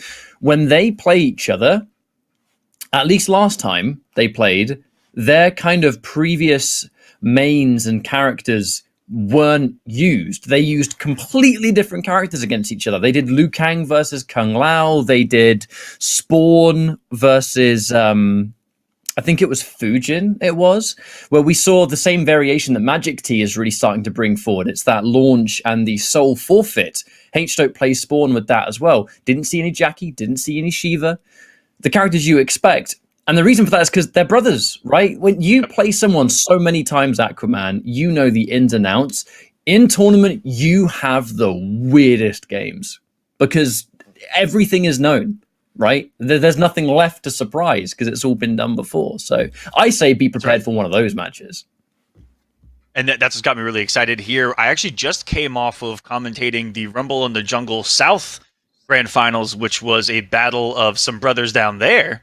And that's exactly what it turned into. Was they met in winners finals, they met in grand finals. It was 3 different sets. There was a reset, and I think half of the cast was seen in those 2 matches alone. Half of the cast was seen, and it was incredible. And that's what not it's a combination of so many things, not just them being training partners. And brothers have a lot of familiarity with each other, but it's the fact that they're 2 top players playing each other now. And that's where it becomes mind games on top of mind games on top of mind games. And they're going to have to be breaking out. The reason why you see so many characters is because they're trying to hit each other with something that they possibly haven't thrown before or haven't thrown at them in a while in hopes to catch them off guard. And that's where we see some craziness. By any means necessary. Now, is it going to be more of that today? The Spawn, and that will be, again... I love how their variations are called Love My Twin Bro, which I think specifically exist for when they fight each other. That is it. That's why we see these unusual characters. And again, are they going to do Fujin versus Spawn confidence again? in that too? The confidence in knowing that there is a high probability of this happening. That's pretty crazy right there. So they just have a variation ready. Yep. All these competitive brothers. Absolutely. These days catch up. It's insane how in almost every region now we do have a set of twins that are at the highest level of Mortal Kombat 11. Fight! But I think as well, one thing we haven't touched on today is that these 2 players were a year late in MK11. And they were kind of waiting on Ultimate to come out so they could almost be back on that even playing field with everyone. Because due to things completely outside of their own control, lovely punish by the way, they were not able to play any games at all for its first year. Which means that when MK11 was there, they were watching it on streams and that they couldn't play, they couldn't learn. They learned by watching and that was it. So when Aftermath came out and they could finally start playing again, their schedules opened up. Boom, here they are. And they used all of Aftermath to kind of get back into the swing of things. And Ultimate, they've been well on their way and have clearly been these regular top 8 contenders. And they're using all kinds of different characters. I've been seeing a couple of things in chat today. People having a couple of things to say about K-Top playing Jackie and stuff like that. But you watch K-Top play loads of other characters, especially against his brother, because they practice together so much. I think it is so naive to just accuse a player of only using one character and that being the reason they're successful. Watch them play other characters 100%. against each other and other players, and here we are. The proof's in the pudding, as we say in the UK. Yeah, they have those characters for a competitive reason, but all the work that goes into using even those characters against every other character is these guys learning how to play every single other character themselves at the highest possible level to have an understanding of it, to have an answer for it. Oh. And sometimes you wake up with that too and do a lot of epic damage because God, you never get used to it. You never get used to it. The trade! And he gets the projectile to start things off. H-Dope doesn't need the soul forfeit that time. It's the ace in the hole in the final round. And I do like that it being used the final round, because you use that bar, God, you can't go into the next round without it. Surely not. Yep. Yeah, and that is something that I've liked out of, you know, that variation that we've seen tonight, is that they haven't come off it early, because that has burned a lot of the spawns that I have seen use it. They try to close it out in that second round, and it comes back to haunt them if they lose it. Now, what does K-Top do here? Is it Fujin all the way, or does he go to a different... I mean, different character is very likely, but who? Like, I have no idea who it could be. Terminator. He just hovered over. He used really Terminator, actually. Yeah. He used Terminator when they last played. Liu Kang this time, but I believe the matchup actually was... It was Spawn versus Fujin, and then it was Terminator, and then it was back to Fujin. I'm pretty sure is what happened. That was when they last fought in... My memory does fail. It was either an open series or a pro competition event. It was one of the PS4 tournaments for sure, but we definitely saw some unorthodox characters. Now the Liu Kang. Nice conventional variation here at command. The Dragon's Fire, the command grab, that low fireball. H-Dope in the lead though. Round one. Fight. See if he can get into a range to establish that beautiful up-close game that this particular variation of Liu Kang brings to the table. Having that command grab, which opens up an infinite door of possibilities on offense. The zoning, going to be good to contest with here. Low projectile, as you saw with Cetrion, as you see with a lot of characters that have that, can kind of bully spawn here full screen. Does have, you know, a couple tools to make some hard reads, but he's already gotten walked to the corner here because of it. And as we begin, oh, wow, back one fireball. He's trying to make the call out on the tick grab. I can only assume when they play this matchup, it's something that he does a lot, is that back one. But now we start to open up. Bicycle kick knockdown. Oh, raw command grab. I mean, the blender begins, really. That's why he's sticking out so much mids instantly. Oh, wow, that could not have been intentional. Surely not. There was a dropped input somewhere in there, and then there was like a negative edge or a stored input where the follow-up button. Ah, that's unfortunate. He still has a wonderful position here, though. Oh yeah, for sure. H-Dope's entire home has been in the corner so far. Oh, looks for the punish, but he's too slow. Just a bit too slow. And that was pure belief that it was going to be a punish, too. He wasn't even looking for a hit confirm. He's like, okay, punish. Boom, boom, boom. He's going to get one there, and a breakaway's going to come in the middle of this. Try to cash out with 400 plus and try to get the bubble instead. He's going to pay the iron price here, but he's giving a gift. This is such an unusual round so far, Aquaman. I don't know what to make of it. Gets the forward throw, another grab, but there's the tech from, and that's it, confirmed. Off the tech, and he put out one of the quickest things there. 1, 2, 3, bam, bam, wham, bam, thank you, ma'am. The fatal blow going to be enough for the kill. That entire round was a scramble from what it felt like from a button pressing perspective. Don't say that 3 times fast. It scrambled from start to end. We saw so many drops. We saw so many instances of where they were up close and in their face, and you could just feel that panic something, whether it be a 1, 2, 3, whether it be a down 2, whether it be a jump or something. There was always that kind of pressure of panic, I felt like, in that round, and it went back and forth. Could have gone either way. This Liu Kang pick looking good. And I think it came down to him just having the corner for most of that time, and I feel like Spawn could get some breathing room. Now, once again, H-Dope probably not going to stick with Spawn for this because of just how the matchup went. If it was closer, then maybe, but wait a minute. Cetrion here. It's one of the characters, the characters you would often consider, you know, their main team, I suppose.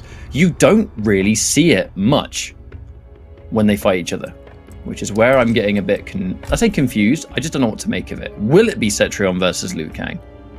Or are we going to see a different character entirely? Yep, Cetrion. Okay. That's now going to be K-Top having to go back to this Liu Kang. And if the Cetrion wins, then it begs the question, who's after that? Is it Fujin again? Is it going to be Jackie? Will it be Liu Kang? So many questions, Aquaman. So many questions. I don't know if we're going to see... there's a possibility we could see a few characters, but we'll find out, and let's see if the Cetrion's going to be, or sorry, if the Liu Kang's going to be able to even do it for him here. Fight. It looked crispy in the previous game. A little bit of a different matchup. Low projectile still going to be a really big factor here. And we can never understate the importance of, in a matchup where you might change characters every single loss, winning that first game is so important. Because you get the final option, right? You get that final change if you want to. However, K-Top getting a good jump in there. That was a lot of damage off that conversion. That's a tricky conversion. That was a cross-up jump kick, and you never truly know with those cross-up jump kicks if they're going to magically send your opponent like 10 feet farther than you realize, and you get nothing. In this case, 28%, not too shabby. Oh, I actually like using the wind as a projectile there. That's a situation where Liu Kang, he's going to want a flying kick, he's going to want to jump in or whatever. That wind's going to cover every single ounce of it. H-Dope with a life lead for now, but how long is it going to last? There's that down one to challenge. Back one, and we go in for the command grab instantly. That's the thing he was trying to enforce early. But wait, What an 20%. immediate challenge. He tried to get a mind game established and has to start from scratch because of that immediate read, right? He has to go back to the drawing board on the back one mix because he was immediately called out for it. And that's what puts Dope here on top now this set. Ah, there we go. And he's letting it rock now. Right there, you almost want to see him do it again. If he's going to continue to read it.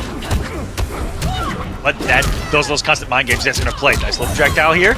In a beautiful spot, too. That would have interrupted a lot of Cetron buttons. Trying to wake up with some buttons. Then H-Dope, he finds himself in jail once again. It's back to the wall. Against the Earth Realms champion, Liu Kang makes a big little projectile. And the trade not going to be in his favor there.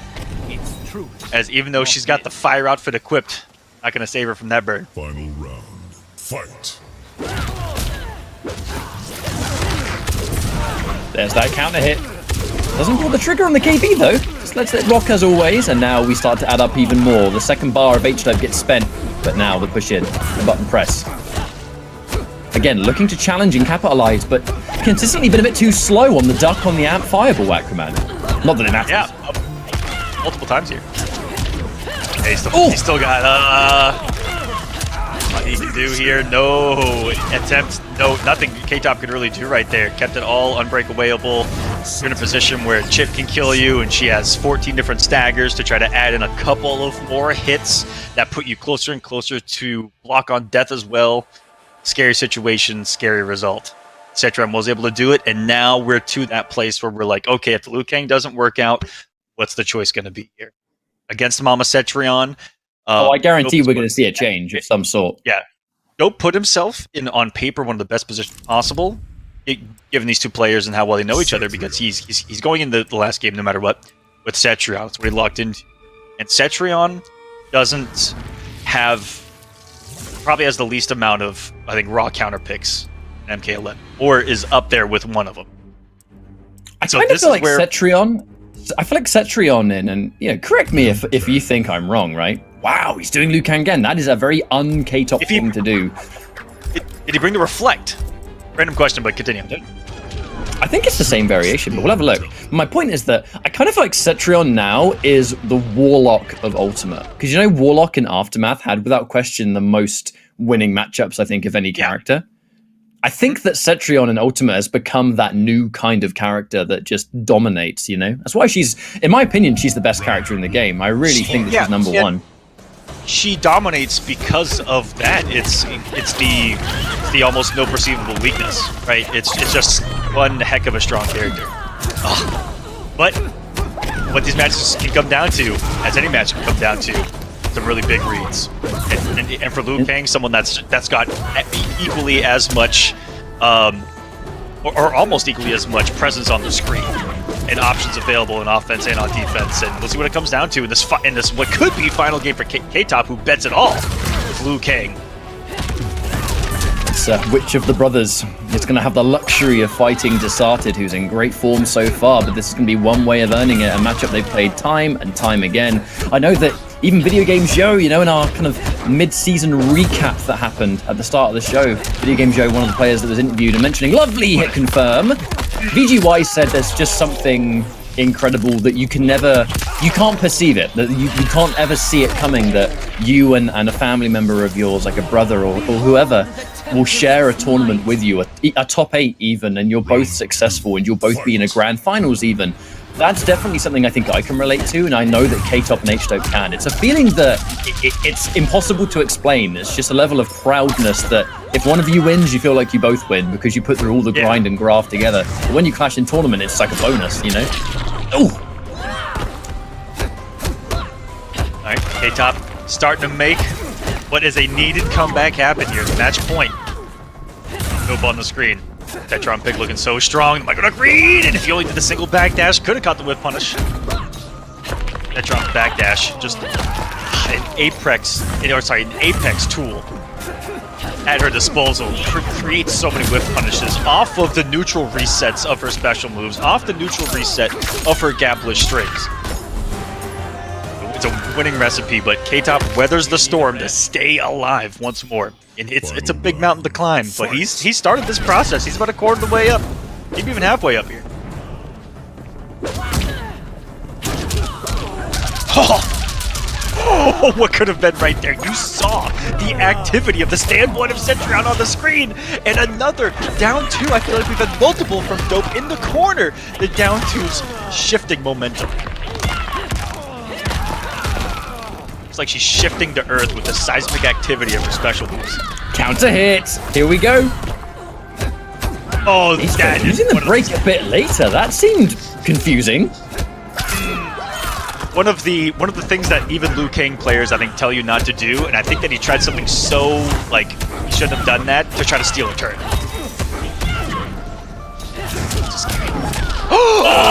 Oh! There was something active on the screen. I don't think that we visibly saw the whiff punish. It just went into some kind of active animation that whiffed, and you saw I think only the 2 of the 1-2 connected. Something tricky there, but K-Top stays alive, catch him! Would you believe it? Here we are. Just that final situation, right? And you know it's going to happen with these two players. Like I said, you can always expect close games, but then at the same time, it's just what happens next. You know, do we see a character change here? Is it going to be weird? Is it going to be Cetrion Liu Kang? Probably Cetrion. Normally I'd say expect a change every time, but I think that was so close. I don't think so. Yeah, I really do think it's going to be Cetrion here. And if not, H-Dope's going to go for this kind of almost final game secret weapon, perhaps. That is a possibility. So many different variations, I guess. Which one's it going to be, Aquaman? He's thinking about it. Get hit by one final surprise. That's the question here. He's hovering over controls. Johnny Cage? Is it going to be the Johnny pick? What a rare one here in Ultimate, which is a surprisingly... The fact that he is rare is surprising, given the character's overall strength. But goes back over to Cetrion, who he's probably thinking... Or at least on paper, it's like, this is maybe the little bit safer pick. He thought about Johnny, he thought about what he can do to his brother with Johnny, what his brother might look for in that matchup, what he could probably open up with, and he's like, man, if I'm wrong here and here and here, it might not work. So many things, right? So many things. He's like, Cetrion, let's go. Game 5 time. And another one here. Europe brings him out, Ketchup. Europe brings out the Game 5s. Especially when you have training partners. And again, this is for the chance. Grand final is an important situation now, and oh, we immediately whiff that Hell's Wrath, and oh my god, the read! The first one that cleanly works for him. No breakaway for K-Top. He held every bit of that. Despite the max damage. Oh, the whip punish. Got it, a beautiful micro deck. The degree of like just whiff punishes and these tiny little micro calculations, they do it against everyone, but I think against each other, this is where they're really coming to their element. This is familiarity in its purest form.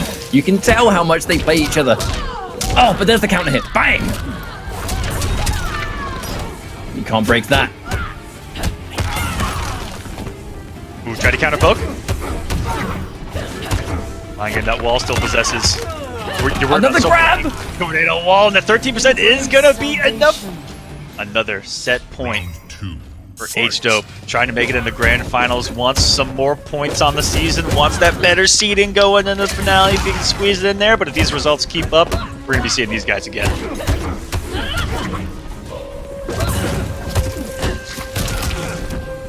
Oh, that's the whole thing, Rock. That is the secret of secret weapons for Cetrion players. You go in that final round, you let the whole thing go. And the damage is adding up piece by piece. A trade that will favor H-Dope. I know the trade did more damage for K-Top. H-Dope got such a life lead. Any damage here is great. That was a scary shot off cancel. Look at the vortex of 1-2 didn't suck him in right there. He activates the flames. Look at that 12%. Another one, no. Gotta give H-Dope a lot of credit. It has been some monumental reads on back one of he misses it. but it's but how many times he's been right? That's been great.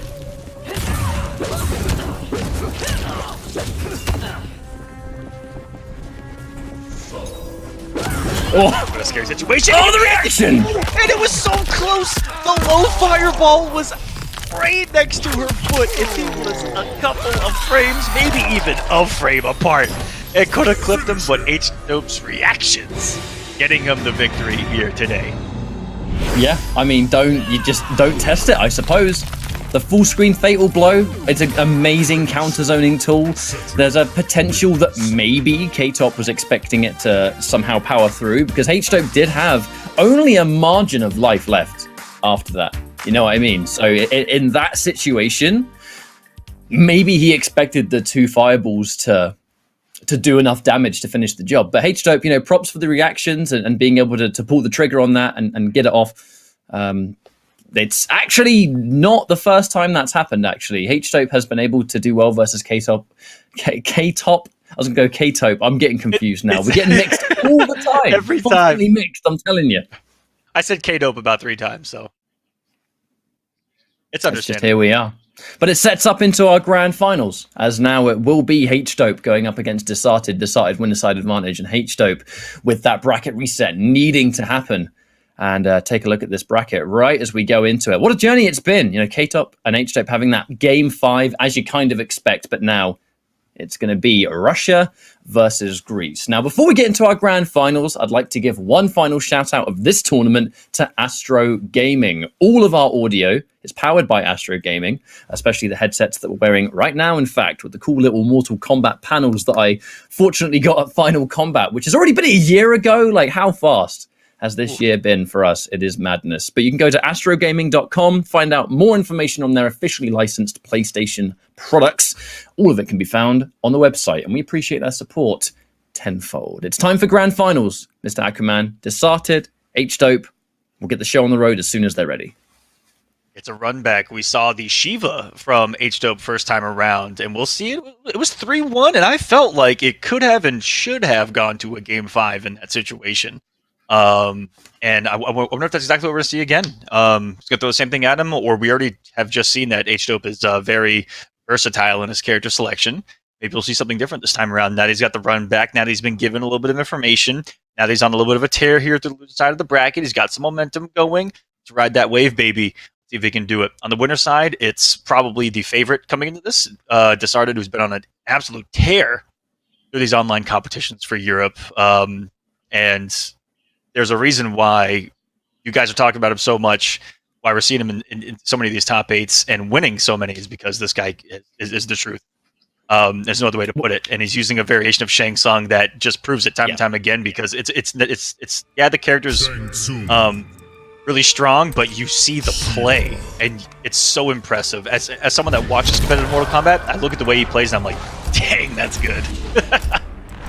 I mean, it's when I've said it before, but when I think of a single player that has used the PS4 tournaments platform to grow, Deserted is the #1 example.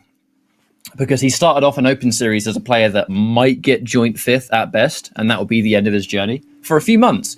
But then month after month after month, he just gets better and better and better, to the point where now he is absolutely a top player. He's one of the best players in this side of the world, without question. And if it wasn't for PS4 tournaments, he would not have been able to have that climb as fast as he's been able to do. The weekly tournaments cannot undersell how important they've been. But now, the grand finals, and we go into the Shiva again, where the mix begins. And he's enforcing the mix a lot more than he was in winners. And it took him a while to even start going for the Queen's punishment low. And now, he goes right off the front line with it. Okay, beautiful crouch. You got the advantage. Lock from the started there. It's a trade. Still giving Shiva a nice little reset. But if she backdashes, the advancing forward 2 misses from Shang. That's how much distance can be covered. He's got to be careful. If he whiffs that and Shiva's ready, she will punish him for it. However, there's the range game. Just like that. There's so much health disappearing just from the cork drop alone. And the delay! Go far enough to stop it. It's going to come down to the mix-up and read. I don't even know what dimension did his brain enter for him to make that decision. Oh my goodness. Know your enemy. You're going up against Desarted, a self-admitted jumper. I'm a jumper, he says. I've got a jump 3. Let's go. There's the up 2. Doesn't quite get the combo, though. Oh, he challenges it, but Aquaman, that's plus 15 on hit, that shield bash. It's so good. And it's all unbreakable. H-Soap, you filthy, filthy man. Those instances are very rare in MK11. There is not much that exists in this game that's that advantageous on it. The armor break! Oh god, yes! Oh. The Queen! If anyone has any Foxy emotes, get them in chat right now. Oh, you know what I love about this the most? I love about watching H-Dope play this kind of Shiva. There is and always has been a lot more to Shiva than enhanced Dragon Drop. And I'm not going to downplay that move. It's definitely one of the best moves in the game. But Shiva is more than Stomp. She's a really cool character to watch. And, she is great. Like she has this 50-50 element. Her core but, strength was still there. Even outside the drop, outside of Shokan stance, she's got some really, really good aspects of her game. She's got good strings. She has great buttons. I mean, gapless pressure, 50-50s, couple of game-breaking and game-changing moves. Just the unbreakable stomp itself is a bit of a game-changer. That is a move that forces movement, it forces other things, and it's cool, it's unique, and it's strong. I feel like this character's strong almost no matter how you play her. One of the best, and I think arguably the biggest winner of Ultimate. Oh, but there's that immediate whip punish Desarted. We're not going to count out the kid. One of the up-and-comers, absolutely. He's trying to keep it gapless so far. We already saw that flawless block up 2 from H-Dope. Oh, whip punish! Unbreakable, plus 15. And the good block on the overhead. And he tries to interrupt, but wait! That string has too much pushback. Oh, yeah, we're learning. It wasn't close enough for the stand one. Things you hate to see. I wonder if it all depends on the string that she doesn't do it. For Shang in particular, as far as what he wants to try to interrupt them. Or swing move. But there's always that mind game. He's going to take away the gap with the shield, and then even if he takes away the gap with the shield, nice dash. Right, here we go. But he can take away the gap. What's happening here, actually, man? We're starting to establish, right? We're starting to establish that last-minute stomp is not going to work now. I think the delay, I don't think Desarted was ready for the delay in the first round in game 1, but I think now, until she lands, he's dashing. He's forward dashing. Yep. And this is the layer that we've developed. Shield bash being so insanely good on hit means that if you try and interrupt the dragon stance and then you get hit by shield bash, you get it again. You do. That was really good patience to wait out the shake and punish it accordingly. That's a counter hit. Plus his back dashes into the back ones have opened up a lot for him as well. Good delay. Just started. He tried to stomp on the Shang overhead.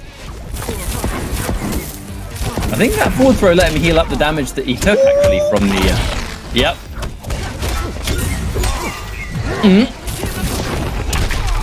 Another good shake. He wanted the KB so bad. Aquaman. Really good recognition because a lot of people can have a brain fart there, and I don't want to raise my hand, but Really good for him to recognize what was going on immediately. Hello, combo! 342 and almost got the air there. I think I blinked and missed it.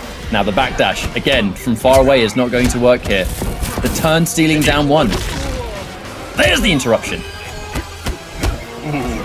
Mind games. He's being a bit greedy with his meter. We are establishing it. Ooh, delicious flawless block. Oh, Forward Shiva that gets clipped and snipes them with the forward 2. The jump there sets up everything you wanted to. Shiva is another character that is similar to Spawn, is similar to Kotal Khan, and a couple other characters that rely on advancing strings on the ground that are farther than most of the cast. And when they do them, they are very susceptible to jumps. Jumps causes most, if not all, of those types of strings to whiff.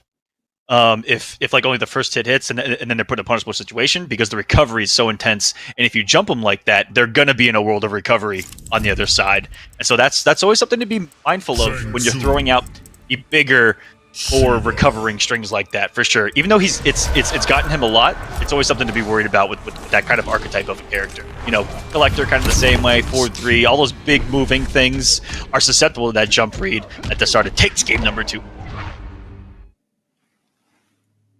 No, if we're talking about things that need to change or adaptations, the big game changer there was the use of Shake being so useful. Because when you have the Dragon Stance from range, obviously there's going to be a much bigger gap in between some of the projectiles that you have time to get the Shake out.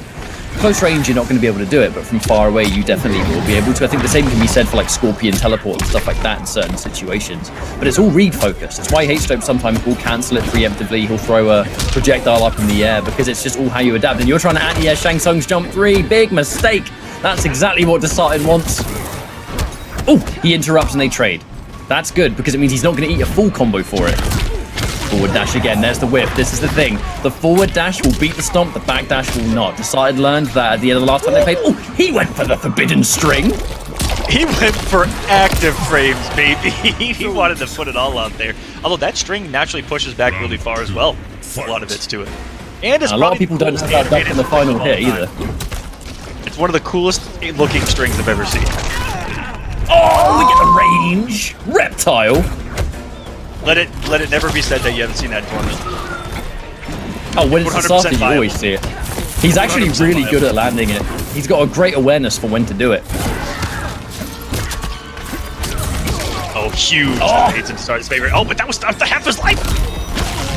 Yeah, the stomp is not going to work. I'm telling you, the second we go in for the forward dash and you don't have enhanced drag and drop, the stomp is pretty much eliminated. Now, here's the mix-up.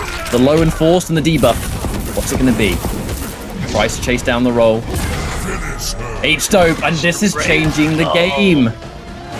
Yeah, I think that there's been a really big adjustment made from the start. H-Dope's going to have to do something pretty drastic here.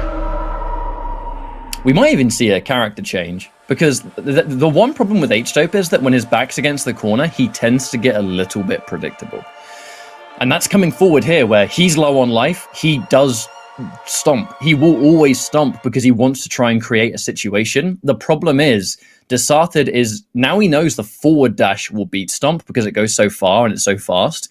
He has no reason to fear it. So he'll get you weak, wait for the stomp, and then he'll just forward dash, and he's always ready for the standing 3 punish. Now, man wants to keep things optimal. Big damage. But it's too predictable now. Okay, he's going to make a switch to Cetron. I was going to mention that another matchup-specific thing why you might not see a lot of stomps full screen or at all is that corpse drop on a right read will just shut it down on startup. She actually has to get all the way up earlier to the sky. Today. Yeah, before that to even become a factor. And so we're going to see the Cetrion pick that saved him against his brother. We'll see if he can do the same here in Grand Finals. He's trying to bring home the championship himself. Now, Desarted, he does play this matchup in the most interesting way, playing against Acid and Massa many times in the Open Series, a matchup he is going to be more than familiar with. And he does play this, I will say, unique Shang. You do not see a lot of Shang Tsung players be as morph heavy That's Desarted. And you'll notice he never takes Shapeshifter's training, and the reason for that is because he wants to keep Corpse Drop. Now there's that whip punish. Bang! We take that guaranteed crushing blow, and we eat the bears. Yeah, which it's just so smart because you don't really need all of them. No. There's almost no matchup where every morph is necessary, but there's always a matchup where the Corpse Drop is in Whoa! projectile. He just flawless blocked the second pound and up 3. Full screen. Oh! Is he just showing up? Started. I tell you, he's sick. He's sick. He's played this matchup so many times. Don't get hit by Ermac Lift, because that will be a fatal blow with your name on it. If he even needs to, actually. Less than 23%. If he opens you up now, you're dead. Oh. No! He's going to get it. Yep. Tournament point now for Desarted. That fatal blow. Ooh, you know I said when his back is against the wall, his defense does tend to crumble a little bit. That's exactly what happened there. Okay. Oh, okay. Started, we get it. Crisp execution. Oh, no. However, he's getting opened up right now. This lack of blocking might not be the strategy here. Oh, no. That was just one of those slides that you were talking about. That's more of like a gut feeling of when to do it.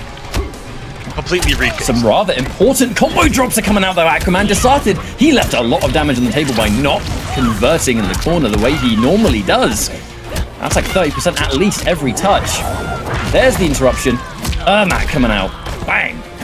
Fatal blow is ready. And he wants the KD counter poke. Man channels the inner on Kratos and all of us. Oh, this is going to be scary. If he puts out Corpse Drop, it might kill him in the Armor of Fatal blow. This is going to be kind of weird. Oh, he closed the gap instead.